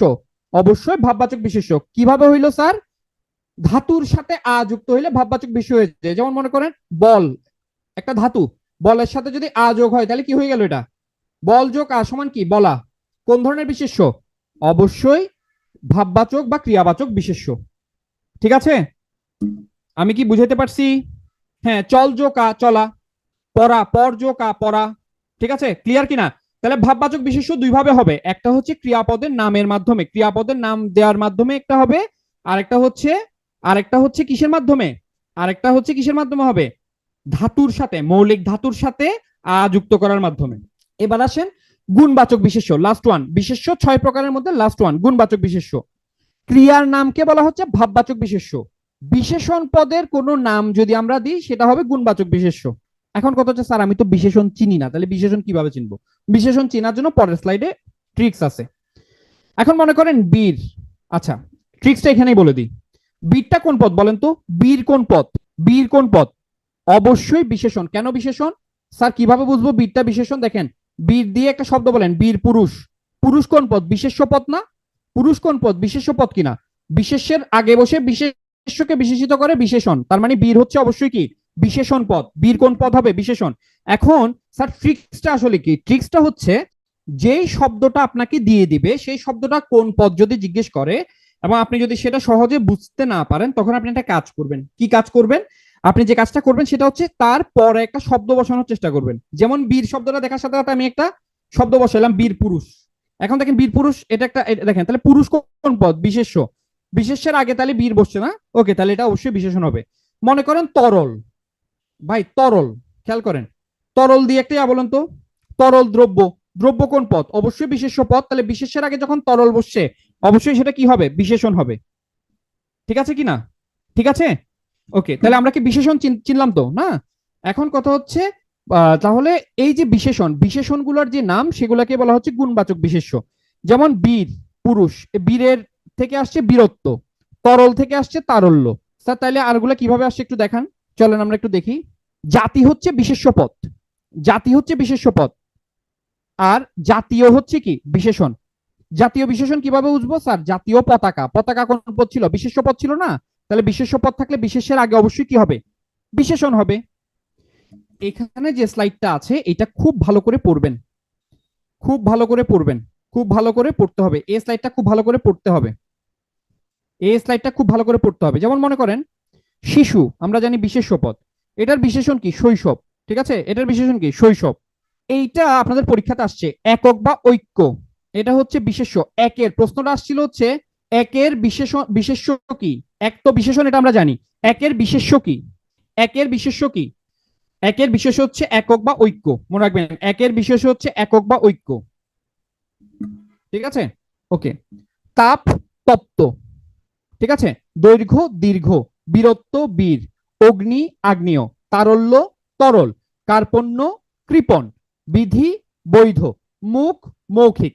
এগুলো হচ্ছে বিশেষ্য এবং বিশেষণের পদ পরিবর্তন আপনাদেরকে দেখাইলাম। ওকে, বিশেষ্য শেষ করলাম আমি, আপনারা আমাকে একটু কষ্ট করে প্রশ্ন উত্তর করবেন। এখানে বলেন তো কোনটা গুণবাচক বিশেষ্য? কি হবে এটা? উত্তর কি হবে? ভাই সকল কি ইয়া হবে আপনার? সকল কি বিশেষ্য হবে? সকল কিভাবে বিশেষ্য হয়? তরুণ, তরুণ ছেলে, তরুণ ছেলে, তাহলে তরুণ ছেলে, ছেলে বিশেষ্য, তরুণ হচ্ছে বিশেষণ। এই তরুণ বিশেষণের বিশেষ্য হচ্ছে কি? তারুণ্য। এই তরুণ বিশেষণের বিশেষ্য হচ্ছে কি? তারুণ্য। বলেন, অনেকদিন তোমার দেখা পাইনি, দেখা কোন পদ? দেখা কোন পদ বলেন তো? ভেরি গুড, ভেরি গুড, দেখ যোগ আ, দেখা, সাবাস। তাহলে কোন পদ হবে এটা? ভাববাচক বিশেষ্য বা ক্রিয়াবাচক বিশেষ্য, ভাববাচক বা ক্রিয়াবাচক বিশেষ্য। সুন্দর মাত্র একটা আকর্ষণ শক্তি আছে, বলেন এখানে সুন্দর কোন পদ? এখানে সুন্দর কোন পদ বলেন তো? সুন্দর কোন পদ? বিশেষ্য পদ। সুন্দর কোন পদ? বিশেষ্য পদ। কিন্তু আমি যদি বলতাম সুন্দর ছেলে, আমি যদি বলতাম সুন্দর ছেলে, ওখানে সুন্দর কি হতো? ওখানে সুন্দর কি হতো? এখানে সুন্দর হইতো বিশেষ্য, কারণ এই সুন্দরের পর একটা বিশেষ্য আছে, কিন্তু এই সুন্দরের পরে কোনো কি নাই? বিশেষ্য নাই।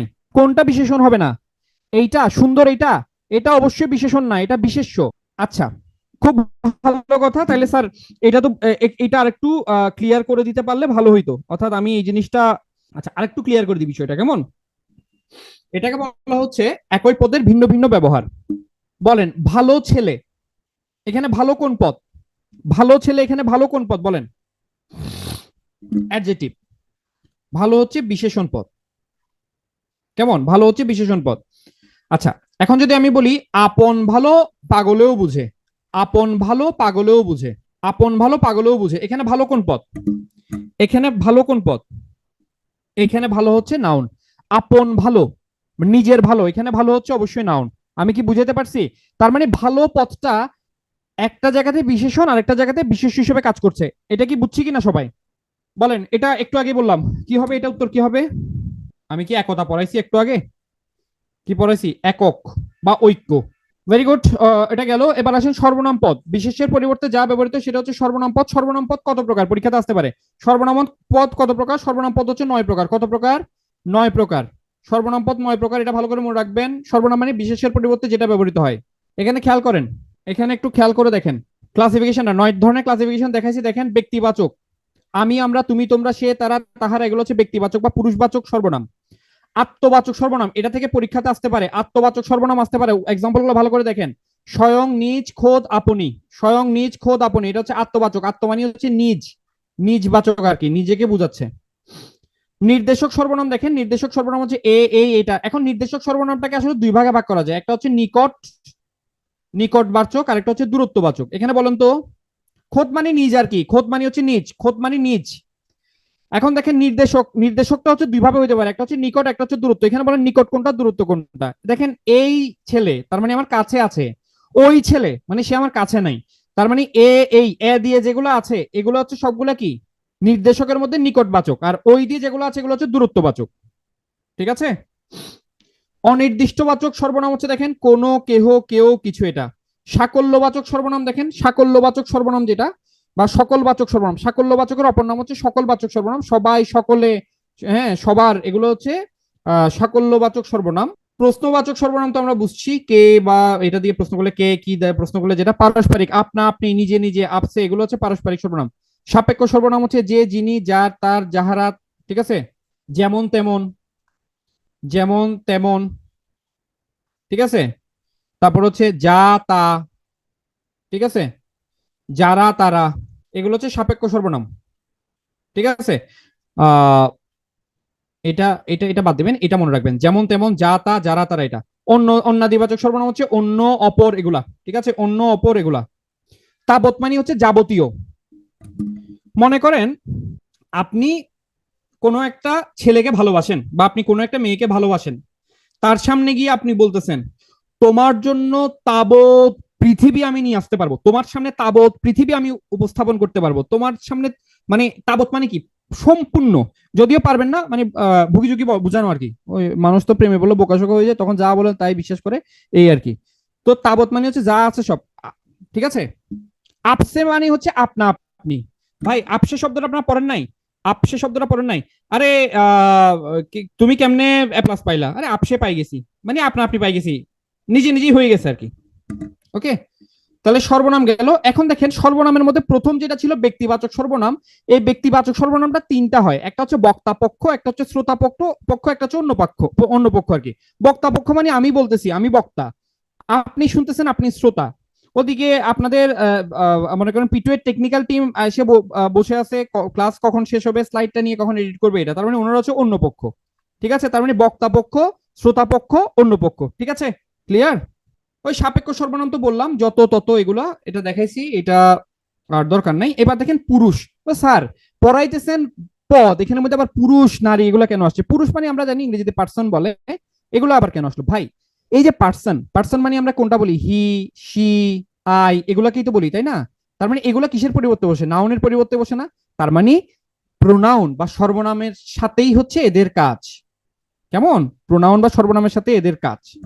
এখন হচ্ছে দেখেন, এই যে সর্বনাম বসে, সর্বনামের মধ্যে উত্তম পুরুষ বসে, মধ্যম পুরুষ বসে, নাম পুরুষ বসে। উত্তম পুরুষ কোনটা? উত্তম পুরুষ মানে হচ্ছে ফার্স্ট পার্সন। মধ্যম পুরুষ কোনটা? Second person. নাম পুরুষ কোনটা? Third person. ইংরেজিতে পার্সন আমরা সবাই চিনি তো? ইংরেজিতে পার্সন কি সবাই চিনি? শিওর? একটা ছোট প্রশ্ন করি আপনাদেরকে, পার্সন নিয়ে ইংরেজি থেকে প্রশ্ন করি একটা ছোট। ওকে, বলেন তো, আমার বউ কোন পার্সন? আমার বউ কোন পার্সন? হ্যাঁ, অনেকে ফার্স্ট, অনেকেই থার্ড। আমরা পার্সন আসলে গুলাই ফেলি, যদিও নিজেদের ইগোতে লাগে বলে এটা স্বীকার করি না, কিন্তু আসলে আমরা পার্সন গুলিয়ে ফেলি। পার্সন আসলে গুলানো যাবে না। কেন গুলানো যাবে না? আসেন আজকে আপনাকে পার্মানেন্টলি সারা জীবনের মতো পার্সন শিখাই দিচ্ছি, জীবনে কোনোদিন পার্সন ভুলবেন না। খেয়াল করেন, খেয়াল করেন। ফার্স্ট পার্সন মানে, এই যে ফার্স্ট পার্সন, এই ফার্স্ট পার্সন মানে হচ্ছে আই এবং উই। পৃথিবীতে আর কোনো শব্দ আপনার মাথায় রাখার দরকার নেই, ফার্স্ট পার্সন হইতে হলে আই এবং উই হইতে হবে। এখন আপনি বলবেন স্যার মি, তাইলে মি। ভাই মি সাবজেক্ট পজিশনে বসে না, কাজে মি নিয়ে আপনার চিন্তা করার দরকার নাই। ফার্স্ট পার্সন মানে হচ্ছে আই উই। পৃথিবীতে আই উই ছাড়া আর কোনো কিছুই ফার্স্ট পার্সন না। ঠিক আছে ভাই? মাই, আপনাকে বললাম আই উই ছাড়া আর কোনো কিছু চিন্তা করতে হবে না। মাই কোন পার্সন বা কিভাবে আসে ওগুলো অন্য আলোচনা।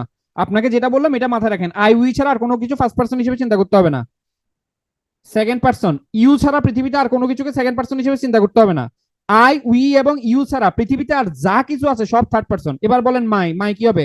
My wife. মাই ওয়াইফের মধ্যে কি আই আছে? আই শব্দটা আছে, আই মানে আই শব্দটা থাকতে হবে, শব্দটা এই যে আই, এই যে দেখা যাচ্ছে বড় করে আই, এই যে আই, এই আই এর উল্লেখ থাকতে হবে, আছে নাই? ঠিক আছে, তাহলে এটা কোন পার্সন হবে? আমি বলেছি আই, উই এবং ইউর অস্তিত্ব না থাকলে সবগুলোই হবে থার্ড পার্সন, তাহলে কোন পার্সন হবে? Third person. কোন person? Third person. First person হইতে হলে অবশ্যই আই এবং উই এই দুইটা শব্দ থাকতে হবে। সেকেন্ড পার্সন হইতে হলে অবশ্যই ইউ থাকতে হবে। বাদ বাকি দুনিয়াতে যা কিছু আছে পৃথিবী সবগুলো থার্ড পার্সন। ঠিক আছে, এখন আমি তো আমার বউকে থার্ড পার্সন বানাইছি, তাহলে আপনাকে ছাড়বো কেন বলেন তো? তোমার বউ কোন পার্সন? তোমার বউ কোন পার্সন? Third person. ও ভাই এখনো বলে সেকেন্ড পার্সন। ও ভাই তোমার বউ মানে তোমার বউয়ের ইংরেজি হচ্ছে ইউর ওয়াইফ। তোমার বউয়ের ইংরেজি আমাদের সময় হয়তো ইউর ওয়াইফ। এই ইউর ওয়াইফ শব্দের মধ্যে কি ইউ আছে? ও স্যার এই যে ইউর শব্দের মধ্যে তো ইউ দিয়ে শুরু। ভাই ওইরকম ইউ দিয়ে শুরু হইলে হবে না, ইউ মানে শুধু ইউই থাকতে হবে। ইউর ওয়াইফের মধ্যে কি ইউ আছে? নাই। ঠিক আছে, কোন পার্সন? Third person. বুঝাইতে পারছি? ভাই বুঝাইতে পারছি কিনা? যারা ফার্স্ট পার্সন বলে ফেলেছিলেন ভুলে, তারা কি বুঝছেন? এক্সাক্ট ইউ থাকতে হবে। আচ্ছা, তাহলে দেখেন ওই ইংরেজিতে যেটা পার্সন সেটাকে এখানে পুরুষ বলতেছে, উত্তম পুরুষ মানে ফার্স্ট পার্সন, তাহলে কি হবে? আমি, আমরা।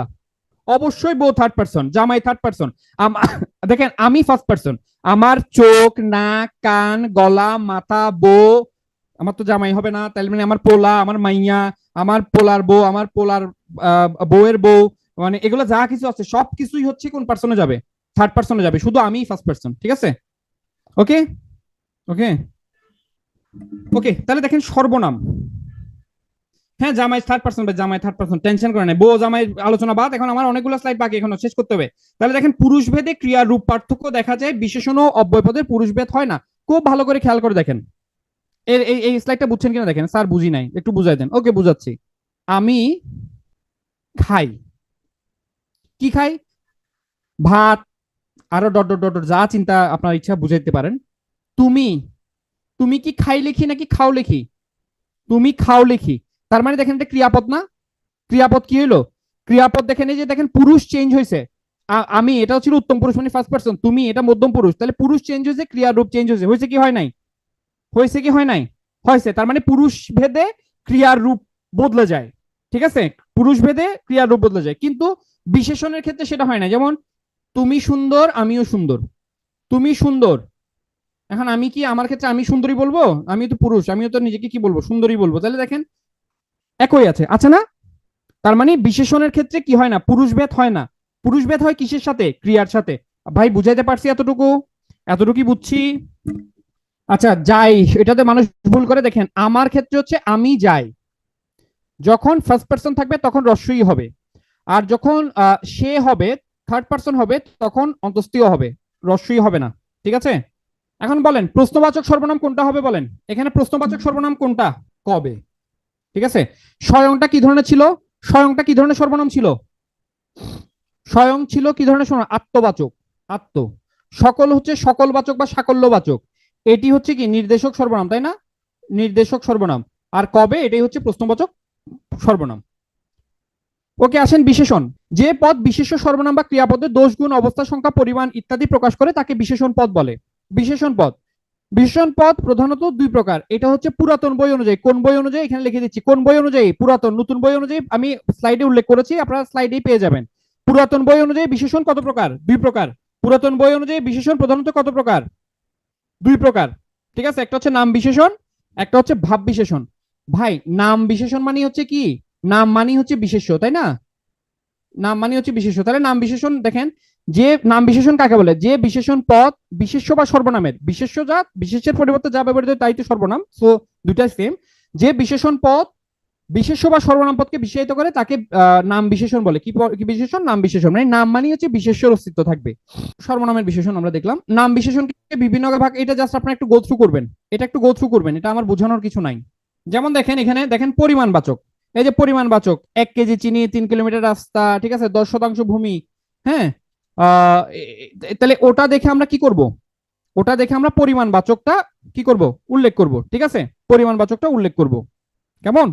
যেমন সংখ্যাবাচক, দেখেন সংখ্যাবাচকের মধ্যে হচ্ছে শ, হাজার, এগুলো হচ্ছে সংখ্যাবাচক।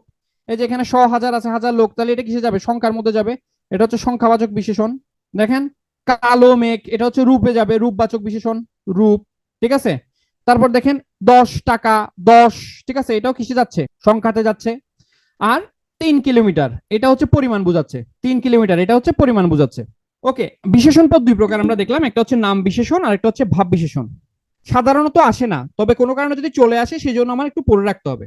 তবে নতুন বইটা থেকে পড়বেন, সহজ লাগবে, কঠিন লাগবে না। এবার দেখেন ভাব বিশেষণ। ভাব বিশেষণ হচ্ছে বিশেষ্য সর্বনাম ছাড়া অন্য কোনো পদকে যদি মানে বিশেষিত করে তখন সেটাকে ভাব বিশেষণ বলে। ভাব বিশেষণ হচ্ছে 4 প্রকার: ক্রিয়া বিশেষণ, বিশেষণের বিশেষণ, এই যে দেখেন বিশেষণের বিশেষণ, ক্রিয়া বিশেষণ, এগুলো হচ্ছে ভাব বিশেষণ। এই দেখেন ক্রিয়া বিশেষণটা নতুন বইতে পাইছি না আমরা আলাদা নামে, নতুন বইতে আলাদা নামে আছে, একটা স্বতন্ত্র পদ নামে আছে। ক্রিয়া বিশেষণ পাইছিলাম কিনা, পড়েছিলাম, মনে আছে? বলেছিলাম না বিশেষণের একটা প্রকারভেদের মধ্যে পাবো, এই যে এখানে আছে। আর কি আছে? অব্যয়ের বিশেষণ, বাক্যের বিশেষণ। আমরা একটু আমি বিশেষণ পদটাতে একটু দ্রুত যাচ্ছি, খুব বেশি গুরুত্বপূর্ণ না, তাই একটু দ্রুত যাচ্ছি, কেমন? নাহলে দেখবেন আপনার ক্লাস অনেক লেট হয়ে যাবে, আপনারা শেষে বিরক্ত হয়ে যাবেন। ক্রিয়া বিশেষণ মানে হচ্ছে যে পদটা ক্রিয়াপদকে বিশেষিত করে, যে পদটা ক্রিয়াপদকে বিশেষিত করে। যেমন দেখেন ধীরে ধীরে বায়ু বয়, এখানে ক্রিয়াপদ হচ্ছে বয়ে যাওয়া, বায়ুর বয়ে যাওয়াটা হচ্ছে ক্রিয়াপদ। কিভাবে বয়, বায়ু কিভাবে বয়, কিভাবে তারা প্রশ্ন করছে, কিভাবে বয়, ধীরে ধীরে বয়, তার মানে হচ্ছে দেখেন ক্রিয়াপদকে বিশেষিত করছে, ক্রিয়াপদকে বিশেষিত করছে, ধীরে ধীরে বয়। হ্যাঁ, তাহলে এটা হচ্ছে কি ক্রিয়া বিশেষণ, এটা হচ্ছে কি ক্রিয়া বিশেষণ, কেমন? ঠিক আছে, এটা হচ্ছে ক্রিয়া বিশেষণ। ওকে, এবার দেখেন বিশেষণের বিশেষণ। মনে করেন একটু কথা বলো, একটু কথা বলো, একটু কথা, কথা বিশেষ্য, একটুটা হচ্ছে বিশেষণ। এখন আমি যদি বলি সামান্য একটু কথা বলো, তার মানে এই সামান্যটা কাকে বিশেষিত করছে? আরেকটা বিশেষণকে বিশেষিত করছে না? সামান্য একটু কথা বলো, এটা কি সামান্য একটু মানে সামান্য কি কথাকে বিশেষণ করছে, বিশেষিত করছে, নাকি একটুকে? একটুকে।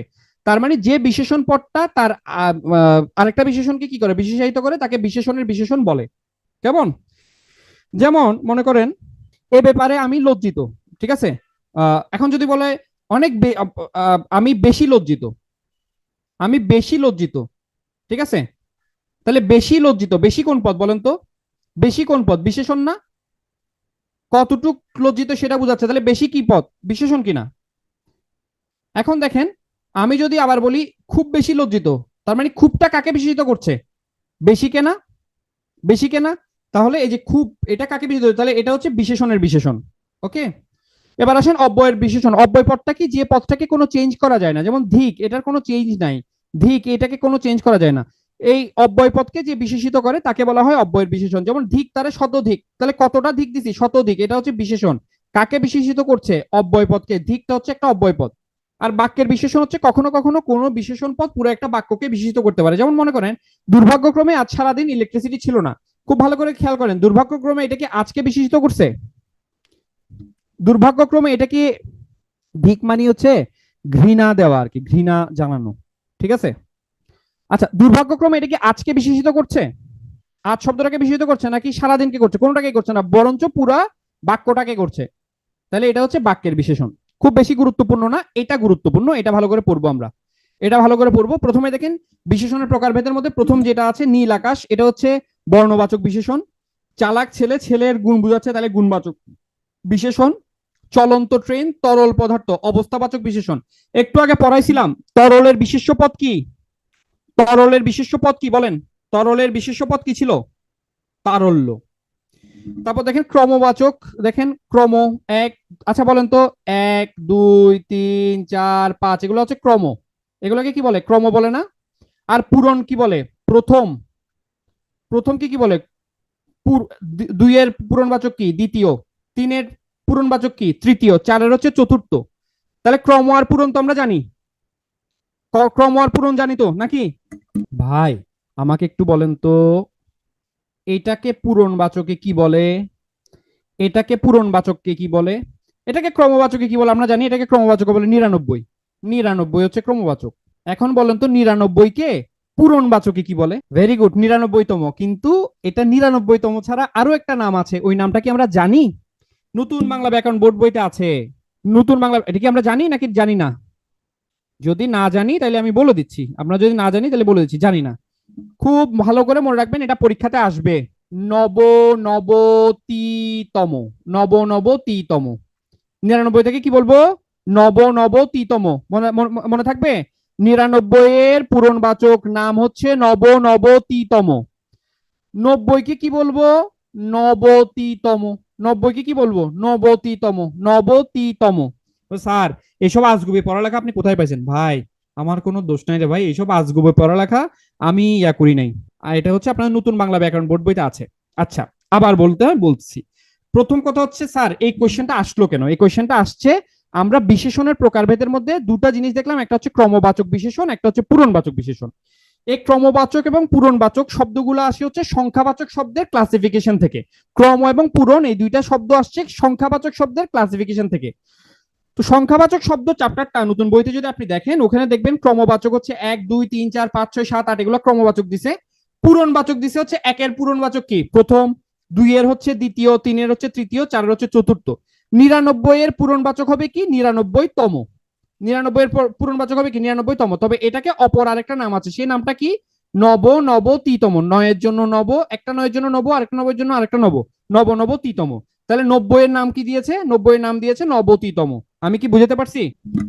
88-র কোনো নাম দেয় নাই, কিন্তু 80-র একটা নাম দিয়েছে অশীতিতম। অশীতিতম।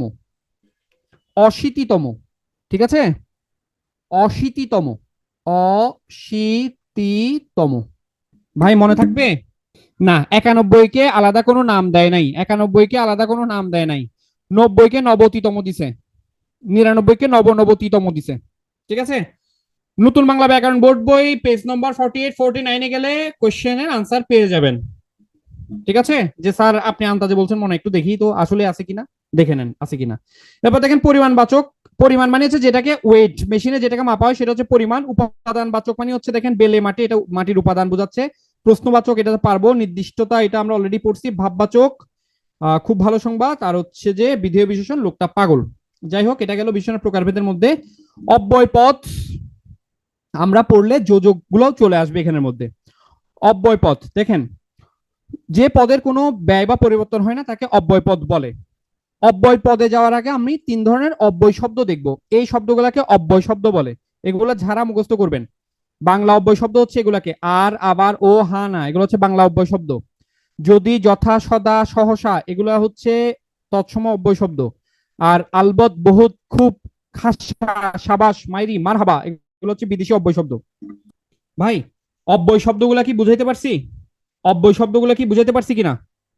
অব্যয় শব্দগুলো আমার, এটা এখন কথা স্যার, এটা কি করতে হবে ভাই? এটা ঝাড়া মুখস্থ করতে হবে, এটার আর কোনো ওয়ে নাই, এটা পড়তে হবে। এখন স্যার এটা প্রশ্ন কিভাবে আসতে পারে? প্রশ্ন কি আসে কিনা? হ্যাঁ ভাই, চলে আসতে পারে। BCS is an unpredictable exam, আসতে পারে, প্রশ্ন আসতে পারে। নিচের কোনটি হচ্ছে আপনার বিদেশি অব্যয় শব্দ? আলবত, খুব। ঠিক আছে, ওকে। আমি এখনো অব্যয় পদ বুঝাই নাই। অব্যয় পদে যাওয়ার আগে অব্যয়বাচক কিছু শব্দ আমি দেখাইছি।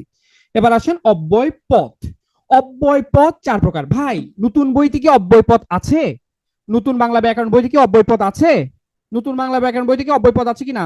আর কথা কয় না, ময়না কথা কয় না। আছে কিনা? নাই। অব্যয় পদ নতুন বাংলা ব্যাকরণ বইতে নাই, এটা পুরাতন বাংলা ব্যাকরণ বইতে আছে। তাহলে এটা হচ্ছে নতুন বাংলা ব্যাকরণে নাই, নতুনে নাই। এখন একটা প্রশ্ন আসতে পারে, অব্যয় পদকে পদের অন্তর্ভুক্ত নয় বলেছেন কে? বলেন তো দেখি, কে বলছে এটা? অব্যয় পদকে পদের অন্তর্ভুক্ত নয়, এটা কে বলছে বলেন তো?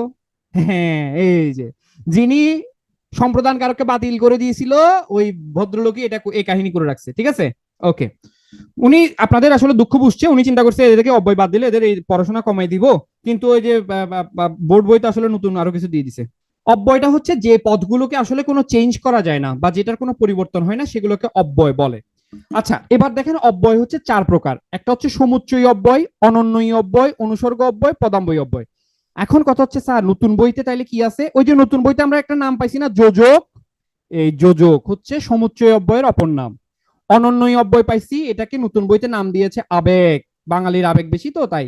এরপর হচ্ছে দেখেন অব্যয় ক্লাসিফিকেশনের মধ্যে অনুসর্গ ছিল, অনুসর্গ এখন একটা আলাদা স্বতন্ত্র পদ নামে আছে। ওকে, তাহলে চলেন আমরা একটু দেখে নিই।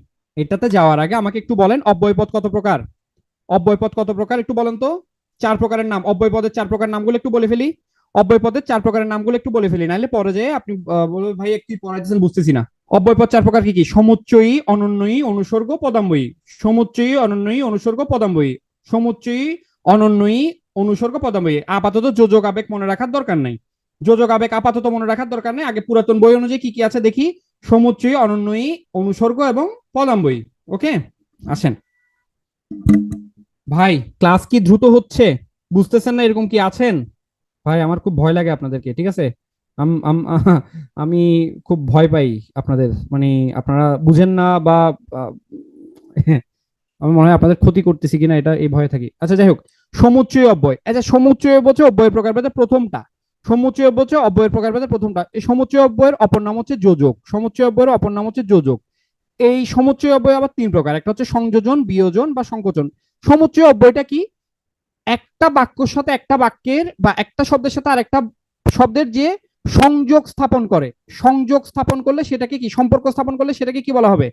সমুচ্চয় অব্যয় বলে। সমুচ্চয় অব্যয় তিন প্রকার, সংযোজক, বিয়োজন বা সংকোচন, তিন ভাবে হইতে পারে: সংযোজক অব্যয়, বিয়োজক অব্যয়, সংকোচক অব্যয়। সংযোজক, আমি ও তুমি। তাহলে বলেন তো, আমি ও তুমি, আমি ও তুমি, এখানে ওটা কি করছে? সংযোগ ঘটাইছে নাকি না? অবশ্যই সংযোগ ঘটাইছে। অবশ্যই কি ঘটাইছে? সংযোগ ঘটাইছে। আমি বা তুমি, এবার বলেন আমি বা তুমি, এটা কি আমি তুমি দুজনকে বোঝাচ্ছে নাকি একজনকে বোঝাচ্ছে? এটাকে আমি তুমি দুজনকে বোঝাচ্ছে নাকি একজনকে বোঝাচ্ছে? মাইনাস বোঝাচ্ছে, একজনকে বোঝাচ্ছে। তার মানে হচ্ছে এটা বিয়োজক। এরপর হচ্ছে সংকোচক। সংকোচকটা কি এটা আমাদের পড়তে হবে, চলেন আমরা একটু তাহলে দেখে নিই। সংযোজক অব্যয় দেখেন, এটা সংযোজক, আমার পড়ানোর কিছু নাই। দুটো পদ বা দুটো বাক্যের মধ্যে সংযোগ স্থাপন করবে, এটাই হচ্ছে সংযোজক অব্যয়। যেমন দেখেন, উচ্চপদ ও সামাজিক মর্যাদা সকলেই চায়, তাহলে উচ্চপদ এবং সামাজিক মর্যাদা দুটার মধ্যে সংযোগ স্থাপন করছে ও। তিনি সৎ তাই সকলেই তাকে শ্রদ্ধা করে, তাই তিনি সৎ এবং তাই, ঠিক আছে, এটা হচ্ছে সংযোজক অব্যয়। এবার বিয়োজক দেখেন, একটা বাদ দিবে, রাকিব কিংবা সাকিব, কিংবা বা দেখেন, কিংবা সাকিব, তার মানে হচ্ছে দুইজন না, যে কোনো একজনকে বোঝাচ্ছে, ঠিক আছে, এটা হচ্ছে বিয়োজক। তাহলে বিয়োজক হিসেবে কি বুঝতে পারে? কিংবা, বা, অথবা, নতুবা, না হয়, নয়তো, এগুলো বুঝতে পারে, ঠিক আছে। এবার আসেন সংকোচক। সংকোচক হচ্ছে দেখেন, তিনি শিক্ষিত কিন্তু অসৎ, তিনি শিক্ষিত কিন্তু অসৎ, এটা হচ্ছে কি সংকোচ। তিনি শিক্ষিত কিন্তু তিনি অসৎ, এটা আমি তিনি না বলে শুধু অসৎ বলছি, তাহলে তিনি শিক্ষিত তিনি অসৎ, এটা হচ্ছে কিন্তু, এটা হচ্ছে সংকোচক অব্যয়। স্যার সংকোচক সংযোজকটা তো পারবো, কিন্তু বিয়োজক আর সংকোচকের মধ্যে তো একটু প্যাঁচ লাগতেছে, একটু কঠিন লাগতেছে। তাহলে একটু দেখেন, বিয়োজক বনাম সংকোচকটা আমরা একটু ক্লিয়ার হই। দেখেন, প্রথম বিষয় হচ্ছে, প্রথম যে দুইটা স্লাইড পড়ালাম সেই দুইটা স্লাইডের মধ্যে একটা বিষয় ক্লিয়ার, বিয়োজক হইলে মাইনাস করবে, বিয়োজক হইলে কিন্তু একটাকে কি করে দিবে, বিয়োজক হইলে একটাকে কি করে দিবে, মাইনাস করে দিবে, ঠিক আছে। ওকে, এবার দেখেন বিয়োজক বনাম সংকোচ আমরা এখান থেকে একটু বোঝার চেষ্টা করি। দুইটা জিনিস খেয়াল করেন, সে ধনী কিন্তু খরচ করে না, কিন্তু সে ধনী কিন্তু জাকাত দেয় না।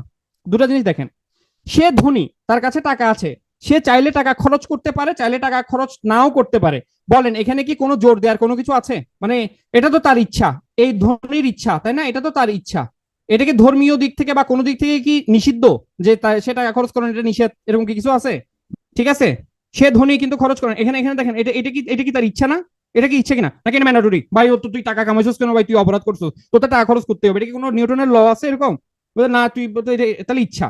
ওকে, এবার দেখেন, সে ধনী কিন্তু জাকাত দেয় না। ভাই তোর তো টাকা আছে, তোর ধর্মের বিধানে বলছে তুই টাকা থাকলে তোর জাকাত দিতে হবে, তুই দিচ্ছস না, তার মানে এটা বিধান আছে, সে বিধানটা কি করতেছে, অমান্য করতেছে।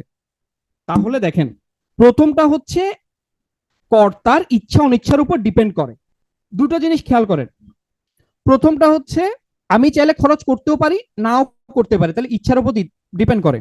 দ্বিতীয়টা হচ্ছে করা উচিত, একটা কাজ করা উচিত কিন্তু করি না, কিন্তু করে না, কাজটা করা উচিত কিন্তু করে না, কিন্তু করে না।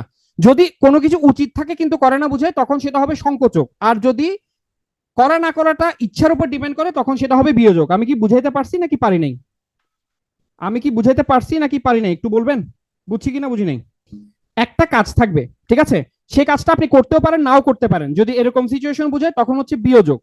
আর যদি একটা কাজ থাকবে যেটা আপনার করা উচিত ছিল কিন্তু করেন নাই, সেটা হবে সংকোচক। একটা কাজ থাকবে, একটা কাজ থাকবে, কাজটা আপনি করতে পারেন নাও করতে পারেন, সেটা আপনার উপর, সেটা হচ্ছে বিয়োজক। একটা কাজ আপনার করা উচিত, আচ্ছা আমাকে বলেন, ভাই খরচ করা কি আমার উচিত? এটা কি উচিত অর্থে বুঝায় সে ধনী তার উচিত খরচ করা, এরকম কি কিছু হয়? আরেকটা এক্সাম্পল দিলে ভালো হয়। ওকে ভেরি গুড, আরেকটা এক্সাম্পল দিচ্ছি, আরেকটা এক্সাম্পল দিচ্ছি, খেয়াল করেন।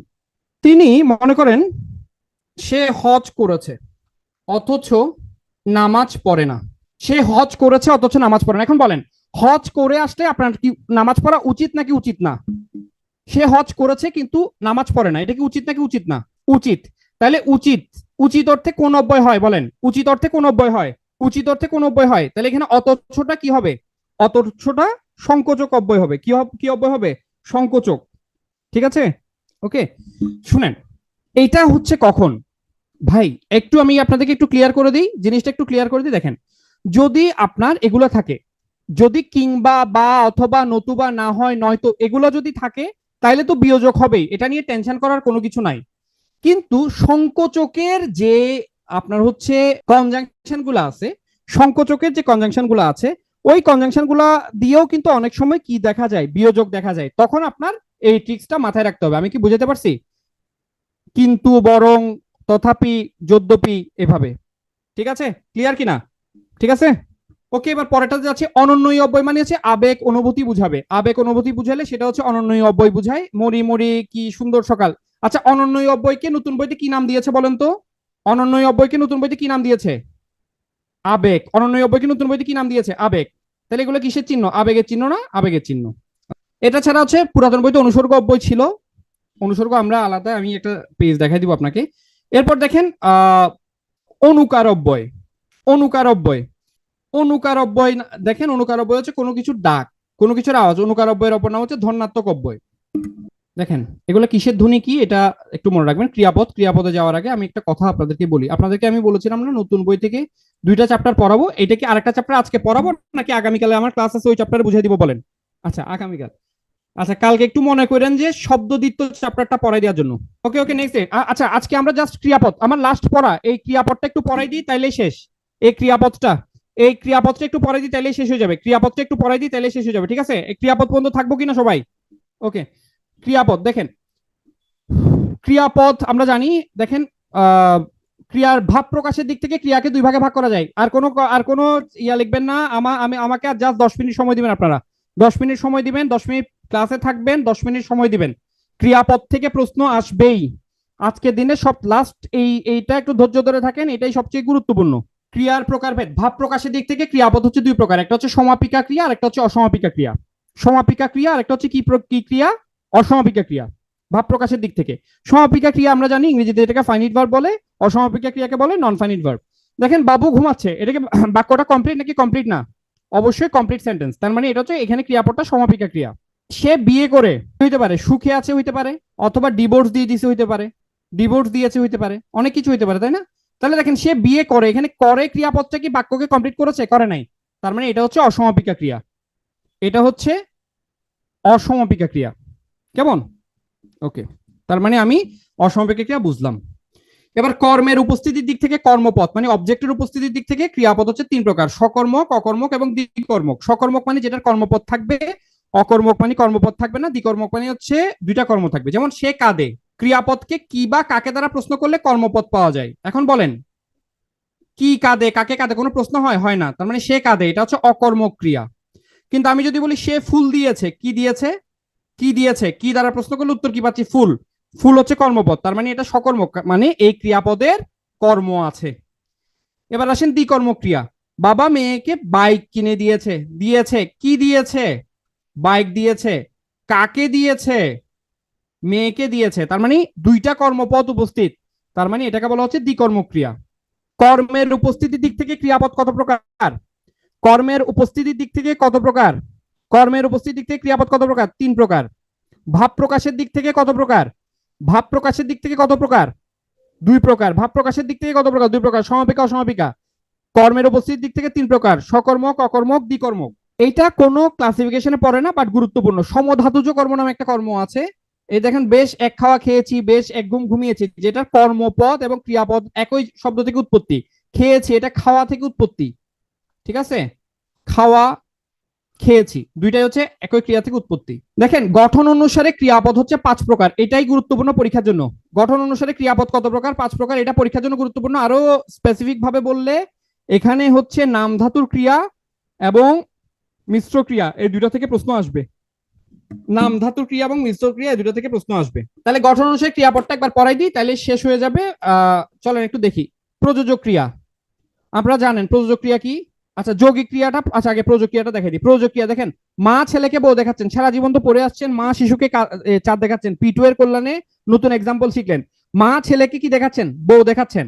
এখন দেখেন, মা দেখাচ্ছেন কিন্তু কাজটা কি মা করছে? মা কাজটা করছে না। কাজ যার করা সে করতেছে। কে করতেছে? সোরাইয়া দেখতেছে, মানে ছেলে দেখতেছে। তার মানে হচ্ছে কি, এইটা হচ্ছে প্রযোজক ক্রিয়া। কর্তা যখন অন্য কাউকে দিয়ে কাজটা করিয়ে নেয় তখন সেটাকে প্রযোজক ক্রিয়া বলে, ঠিক আছে? তাহলে মা ছেলেকে বলতেছে, বাপ তুই দেখ, তোর বাপ আমার এভাবে করে দেখছিল, আজকে তুই দেখ এভাবে করে, কেমন? তার মানে মা ছেলেকে দিয়ে কি করাচ্ছেন? একটা কাজ করিয়ে নিচ্ছেন। তার মানে মা ছেলেকে বউ দেখাচ্ছেন, এটা অবশ্যই প্রযোজক ক্রিয়া। এখন মনে করেন আহ শিক্ষক ছাত্রদের পড়াচ্ছেন, শিক্ষক পড়তেছে না, ছাত্রদেরকে দিয়ে পড়ার কাজটা করিয়ে নিচ্ছে। রাইট, রাইট, রাইট, পজিটিভ ভার্বের মতো, রাইট। তাহলে প্রযোজক ক্রিয়া বুঝলাম আমরা। এবার যৌগিক ক্রিয়া। যৌগিক ক্রিয়া কিছুই না। ভাব প্রকাশের দিক থেকে ক্রিয়াপদ কত প্রকার ছিল? ভাব প্রকাশের ক্রিয়াপদ কত প্রকার ছিল? দুই প্রকার। কি কি? সমাপিকা, অসমাপিকা। মনে রাখবেন, সমাপিকা যোগ অসমাপিকা। সমাপিকা যোগ অসমাপিকা। ভুল লিখে ফেলছি, আগে অসমাপিকাটা আসবে। অসমাপিকা যোগ সমাপিকা সমান যৌগিক ক্রিয়া। অসমাপিকা যোগ সমাপিকা সমান যৌগিক ক্রিয়া। ঘটনাটি শুনে রাখো। ঘটনাটি শুনে রাখো অর্থাৎ অসমাপিকার ক্রিয়ার পরে সমাপিকা ক্রিয়া মিলে যে ক্রিয়াপদটা গঠিত হয় সেটাকে যৌগিক ক্রিয়া বলে। যৌগিক ক্রিয়া মনে থাকবে সবার। যৌগিক মানি হচ্ছে অসমাপিকা যোগ সমাপিকা। যৌগিক মানি হচ্ছে অসমাপিকা যোগ সমাপিকা। অসমাপিকা যোগ সমাপিকা সমান যৌগিক। ক্লিয়ার তো? মনে থাকবে কিনা? মনে থাকবে কিনা? আচ্ছা, প্রযোজক গেল। এবার হচ্ছে নাম ধাতুর ক্রিয়া, যেটা থেকে পরীক্ষায় প্রশ্ন আসবে বলছি ভাই, কিছু না। তিনটা পদ মনে রাখবেন। বিশেষ্য আমরা চিনি না, বিশেষ্য পড়ে আসছি না। বিশেষণ পড়ে আসছি না। ধন্যাত্মক মনে রাখবেন, ধন্যাত্মক মানে কোনো কিছুর আওয়াজ। এই যে পাখির আওয়াজ, হ্যাঁ, কুহু কুহু। তারপর হচ্ছে মনে করেন আমরা দাঁত ব্যথা করলে কি বুঝি? আমার মনে করো কি, ব্যথায় আমার দাঁতটা কন কন করছে, কন কন, শন শন, ভন ভন, ঠিক আছে, ঠন ঠন। এগুলো হচ্ছে ধন্যাত্মক শব্দ। তাহলে বিশেষ্য, বিশেষণ বা ধন্যাত্মকের সাথে আ প্রত্যয় যুক্ত হলে নাম ধাতু গঠিত হবে। প্রথম বিষয় হচ্ছে আমার নাম ধাতুর ক্রিয়া জানতে হলে প্রথমে নাম ধাতু গঠন করতে হবে। নাম ধাতু কিভাবে গঠিত হয়? নাম ধাতু গঠিত হয়, নাম ধাতু গঠিত হয় বিশেষ্য, বিশেষণ বা ধন্যাত্মক সাথে আ যুক্ত হয়ে। বিশেষ্য, বিশেষণ বা ধন্যাত্মকের সাথে আ যুক্ত হয়ে নাম ধাতু হয়। তাহলে যেমন ব্যাত, বিশেষ্য পদ, এটার সাথে আ যুক্ত হয়ে ব্যথা হইছে। এখন এটার সাথে যখন আনো যোগ করে দিব আমি, এটার সাথে যখন আনো যোগ করে দিব তখন সেটা নাম ধাতুর ক্রিয়া হয়ে যাবে। তাহলে দেখেন ব্যাথ যোগ আ সমান ব্যথা। এটার সাথে যখন আমি আনো যোগ করে দিব তখন হবে কি? বেতানো। এটা হচ্ছে নাম ধাতুর ক্রিয়াপদ। অর্থাৎ সহজ কথা হচ্ছে, নাম ধাতুর সাথে যে ক্রিয়াপদ হবে সেটাকে বলা হয় নাম ধাতুর ক্রিয়া। নাম ধাতুর সাথে যে ক্রিয়াপদটা হবে সেটাকে বলা হয় নাম ধাতুর ক্রিয়া। আমি কি বুঝাতে পারছি? নাম ধাতুর সাথে। তাহলে নাম ধাতু কিভাবে হবে স্যার? নাম ধাতু হবে হচ্ছে বিশেষ্য, বিশেষণ বা ধন্যাত্মক। বিশেষ্য, বিশেষণ বা ধন্যাত্মকের সাথে, বিশেষ্য, বিশেষণ বা ধন্যাত্মকের সাথে, বিশেষ্য, বিশেষণ বা ধন্যাত্মকের সাথে আনো যুক্ত হলে যেটা হবে সেটাই হচ্ছে নাম ধাতু। কেমন? নাম ধাতুর ক্রিয়া। যেমন মনে করেন কন কন, কন কন, এটা হচ্ছে আপনার ধন্যাত্মক। এটার সাথে আ হইলে কনকনা। আর এটা হচ্ছে আনো, কনকনানো। এই যে কনকনানো থেকে কনকনাচ্ছে, ঠিক আছে। শিনশিনানো, শিনশিনাচ্ছে। ভাই আমি কি নাম ধাতুর ক্রিয়া বুঝাতে পারছি? পরীক্ষাতে কিন্তু প্রশ্ন আসবে। পরীক্ষাতে কিন্তু প্রশ্ন আসবে ভাই, নাম ধাতুর ক্রিয়া কি বুঝছি কিনা? নাম ধাতুর ক্রিয়া কি বুঝতে পেরেছি? মনে থাকবে? আগামী ক্লাসে কিন্তু প্রশ্ন থাকবে, আগামী ক্লাসে কিন্তু প্রশ্ন থাকবে। এবার আসেন মিশ্র ক্রিয়া। মিশ্র ক্রিয়ার জন্য আমার এটা মনে রাখতে হবে, কর হ দে পা যা কাট ছাড় ধর মার। এই যে আপনার ধাতুগুলা, এই ধাতুগুলা যখন কোনো বিশেষ্য, বিশেষণ বা ধন্যাত্মকের সাথে যুক্ত হবে তখন সেটা মিশ্র ক্রিয়া হয়ে যাবে। সহজ ভাবে বলি, আমরা ভাব ভাব বিশেষ্য পড়ছি না, ক্রিয়া বিশেষ্য। ভাব বিশেষ্য বা ক্রিয়া বিশেষ্য, দর্শনটা কি ভাব বিশেষ্য না? দর্শন ভাব বিশেষ্য কিনা বা ক্রিয়া বিশেষ্য কিনা? দর্শন ভাব বিশেষ্য কিনা? এই ভাব বিশেষের সাথে ক্রিয়াপদ যোগ হইলেই আপনার মিশ্র ক্রিয়া হবে। ভাব বিশেষের সাথে ক্রিয়াপদ যোগ হইলেই মিশ্র ক্রিয়া হবে। ভাব বিশেষের সাথে ক্রিয়াপদ যোগ হইলে মিশ্র ক্রিয়া হবে। ঠিক আছে? ঠিক আছে, ওকে। ওই যে ক্রিয়া বিশেষণ পড়াইছিলাম, আপনারা এগুলো জাস্ট একবার পড়বেন, এখানে আমার বোঝানোর কোনো কিছু নাই। ক্রিয়া বিশেষণের মধ্যে জাস্ট এটা মনে রাখবেন, পদানুক্রিয়া বিশেষণ থেকে পরীক্ষাতে প্রশ্ন আসতে পারে। পদানুক্রিয়া বিশেষণ কি মনে রাখবেন? জাস্ট এটা, কি যে বানাতো, কি যে বানাতো, সে কি যে বানাতো। এই যে কি যে বানাতো, এইগুলো যদি কোনো বাক্যের মধ্যে দেখেন তাহলে এগুলো পদানুক্রিয়া বিশেষণ দাগাবেন। এগুলো পদানুক্রিয়া বিশেষণ দাগাবেন। আমি কি বুঝাতে পারছি? পদানুক্রিয়া বিশেষণ মানে হচ্ছে কি যে বানাতো। পাঁচ প্রকার। কোন কোন বইতে নাই? নাই মা, কোন বইতে নাই একটু বলেন তো, কোন বইটাতে পান নাই? নতুন বোর্ড বই কিনা, নতুন বোর্ড বইয়ে 5 প্রকার দেওয়া আছে। P2 এর লেকচার বুকে ওই সরল ক্রিয়াটা তাইলে হয়তো স্কিপ হয়েছে। সরল ক্রিয়াটা আপনার হচ্ছে বোর্ড বইতে ছিল। সরল ক্রিয়া ইজি জিনিস, আমরা নর্মালি যে ক্রিয়াপদগুলো ব্যবহার করি সেটাই সরল ক্রিয়া। সে লিখছে, সে খাচ্ছে, সে ঘুমাচ্ছে, সে যাচ্ছে, এগুলো সরল ক্রিয়া। ওকে, তাহলে পদানুক্রিয়া ক্রিয়া বিশেষণ বলেন। পদানুক্রিয়া বিশেষণ বলেন। পদানুক্রিয়া বিশেষণ মানে কি? কি যে বানাতো। পদানুক্রিয়া বিশেষণ মানে কি? কি যে বানাতো। পদানুক্রিয়া বিশেষণ মানে আমরা কি মনে রাখবো? কি যে বানাতো, কি যে বানাতো, কি যে বানাতো, কি যে বানাতো। ঠিক আছে, এখানে ক্রিয়া বিশেষণগুলো অনেকভাবে দিছে। ধরনবাচক, টিপ টিপ টিপ বৃষ্টি পড়ছে, কিভাবে পড়ছে, কিভাবে দ্বারা প্রশ্ন করলে ধরনবাচকটা পাবেন, কিভাবে দ্বারা প্রশ্ন করলে ধরনবাচক। হ্যাঁ, মানে আজকাল ফলের চেয়ে ফুলের দাম বেশি। কখন, সময় দ্বারা প্রশ্ন করলে, কখন দ্বারা প্রশ্ন করলে যেটা পাবেন সেটা হচ্ছে কালবাচক ক্রিয়া বিশেষণ। কোথায় দ্বারা প্রশ্ন করলে যেটা পাবেন সেটা হচ্ছে স্থানবাচক। মিছিলটি সামনে এগিয়ে যায়, কোথায় এগিয়ে যায়? স্থানবাচকের জন্য কোথায় দ্বারা প্রশ্ন করবেন। না যদি থাকে, না নি যদি থাকে সেটা হচ্ছে নেতিবাচক ক্রিয়া বিশেষণ। আর কি যে বানাতো থাকলে সেটা পদানু ক্রিয়া বিশেষণ। অনুসর্গ জাস্ট একবার গো থ্রু করবেন, খুব বেশি কিছু দরকার নেই, একবার রিডিং পড়ে যাবেন এটা। যোজক তো বুঝছেন, যোজক মানে আমার অব্যয় চ্যাপ্টারের কোনটা? সমুচ্চয়ী অব্যয়টা। সমুচ্চয়ী অব্যয়, সমুচ্চয়ী অব্যয়ের মধ্যে কি ছিল? সংযোজক, বিয়োজক, সংকোচক, যা ছিল সবগুলো মিলিয়ে হচ্ছে যোজক। যেমন এই যে ও, এটা হচ্ছে কি সংযোজক ছিল না? আমার ওখানে সমুচ্চয় অব্যয়ের যে 3 প্রকার, একটা ছিল সংযোজক। এই যে ওটা সংযোজক ছিল কিনা? ছিল। ও এবং এগুলো সংযোজক ছিল। বিকল্প যোজক, এটা কোনটা ছিল? বিয়োজক, যেটা ছিল বিয়োজক অব্যয় ছিল না? বিয়োজক সমুচ্চয় অব্যয়।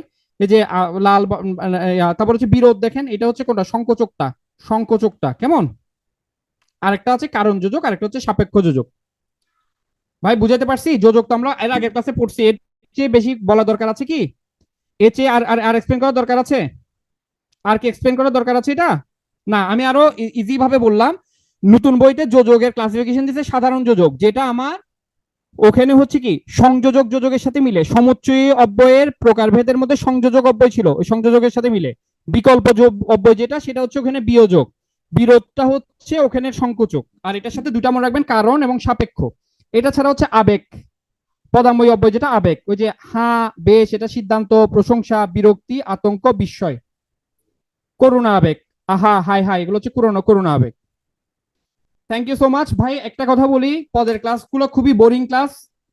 তারপর আমি যতটুকু পারছি চেষ্টা করছি ইজিয়েস্ট ওয়েতে আপনাদের সামনে লেকচারটা প্রেজেন্ট করার। কতটুকু পারছি না পারছি জানি না, বাট চেষ্টা করছি। এখন একজন জিজ্ঞেস করেছিলেন যে ভাই আপনার হচ্ছে ইয়া করবেন কিনা, কি বলে যে ও হচ্ছে কি ওই যে স্যার ওই যে কোশ্চেন ব্যাংক সলভ করাবেন কিনা। এখন দেখেন, কোশ্চেন ব্যাংক সলভ আমি স্লাইডে রাখি নাই, কিন্তু আপনারা যেটা করবেন, হ্যাঁ, সেটা হচ্ছে বিগত প্রশ্নগুলো পড়ে ফেলবেন। বিগত প্রশ্নগুলো পড়ে ফেলবেন কেমন? বিগত প্রশ্নগুলো পড়ে ফেলবেন, কারণ আমি আপনাদেরকে বলেছি আমার প্রত্যেকটা ক্লাসে পরের ইয়ে থেকে, মানে আগের ক্লাস থেকে কি থাকে? কোশ্চেন থাকে। আচ্ছা, রোগা বলতেছেন। আচ্ছা, আমি প্রশ্নটা ছিল একজন মনে হয় রোগা নিয়ে আক্রান্ত হয়েছেন, না রোগে আক্রান্ত হয়েছেন। আচ্ছা, রোগে আক্রান্ত, রোগা ছেলেটির রোগা, তার মানে এখানে তো আপনার ইয়ে বোঝাচ্ছে না, এটা তো গুণ বোঝাচ্ছে না, তাই না? রোগ হচ্ছে বিশেষ্য। আচ্ছা, এখন সংযোজক বিয়োজকটা আরেকবার বলেন। সংযোজক বিয়োজকটা একদম সহজভাবে বলি। সংযোজক বিয়োজকটা একদম সহজভাবে বলি, সংকোচক এবং বিয়োজকটা। দেখেন, একটা মিনিট একটু দম নি কেমন? জাস্ট একটা মিনিট একটু দম নেওয়ার সময় দেন কেমন? টায়ার্ড লাগতেছে আসলে, অনেক লম্বা টাইম বকর বকর করছি তো একটু টায়ার্ড লাগতেছে। জাস্ট একটা মিনিট একটু আমরা অপেক্ষা করি। ওকে, আচ্ছা, কি জিজ্ঞেস করেছিলেন? সংযোজক আর কোনটা? সংযোজক আর বিয়োজক, তাই না? প্রথম বিষয় যেটা মনে রাখবেন, বিয়োজক হলে, বিয়োজক মানে বিয়োজক মানে দুইটার একটা, দুইটাই বুঝাবে না। মনে করেন চা না হয় কফি, চা না হয় কফি। এখানে বলেন আমি কি চা কফি দুইটাকে বুঝাচ্ছি নাকি একটাকে বুঝাচ্ছি? অবশ্যই একটাকে বুঝাচ্ছি, অবশ্যই একটাকে বুঝাচ্ছি। তার মানে যদি একটা বোঝায় সেটা হচ্ছে বিয়োজক, এটা হচ্ছে বিয়োজক কেমন? আর সংকোচক যেটা, সংকোচক যেটা, সেটা হচ্ছে প্রথম অংশের সাথে দ্বিতীয় অংশের একটা বিরোধার্থক সম্পর্ক বোঝাবে। বিরোধার্থক সম্পর্ক এরকম, দেখেন দেখেন, ছেলেটি মেধাবী কিন্তু পড়ে না। ঠিক আছে, দেখেন, ছেলেটি মেধাবী কিন্তু পড়ে না, ওর আসলে কি করা উচিত ছিল? মানে সরি, ও আসলে দেখেন আরো সহজভাবে বুঝাচ্ছি।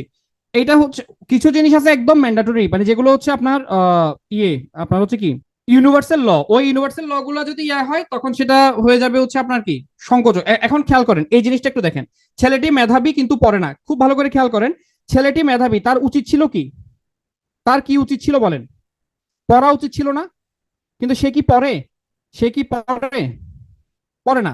তার মানে উচিত থাকলে উচিত কাজটা যদি না করি, তখন আমি কি বলেছিলাম? অর্থাৎ দেখেন, ছেলেটি যেহেতু মেধাবী, নর্মালি হওয়ার কথা ছিল, সে যেহেতু মেধাবী সে সেটা পড়বে, কিন্তু এটার উল্টাটা বুঝাচ্ছে না? উল্টাটা বুঝাচ্ছে কিনা? মনে করেন তিনি গরিব, খেয়াল করেন তিনি গরিব, তো গরিব হলে বেটা তুই চোর হবি, তোকে সৎ হইতে বলছে কে? কিন্তু সৎ। তাহলে দেখেন তো প্রথমটার বিপরীত বুঝাচ্ছে কিনা? তিনি গরিব, তুই গরিব মানে তুই চুরি করবি, ইচ্ছা মতো চুরি করবি, তুই চুরি করছ না কেন? তার মানে দেখেন, তার যেটা করার কথা সে সেটার বিপরীতটা করতেছে, তখন এটাকে সংকোচক বলবে। আমি কি বুঝাতে পারছি? বুঝছি কিনা?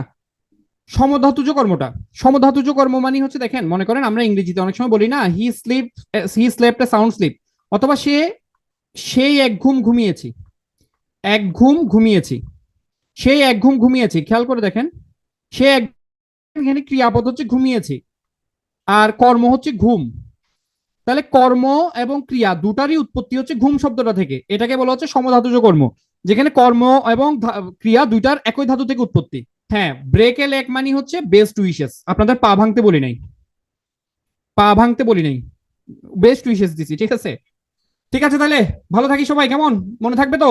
কালকে তাইলে আমরা একটু কি করব, এগুলো একটু পড়ে ফেলবো, কালকে কিছু প্রশ্নের উত্তর আমরা টপাটপ দিয়ে দিব, কেমন? All the best.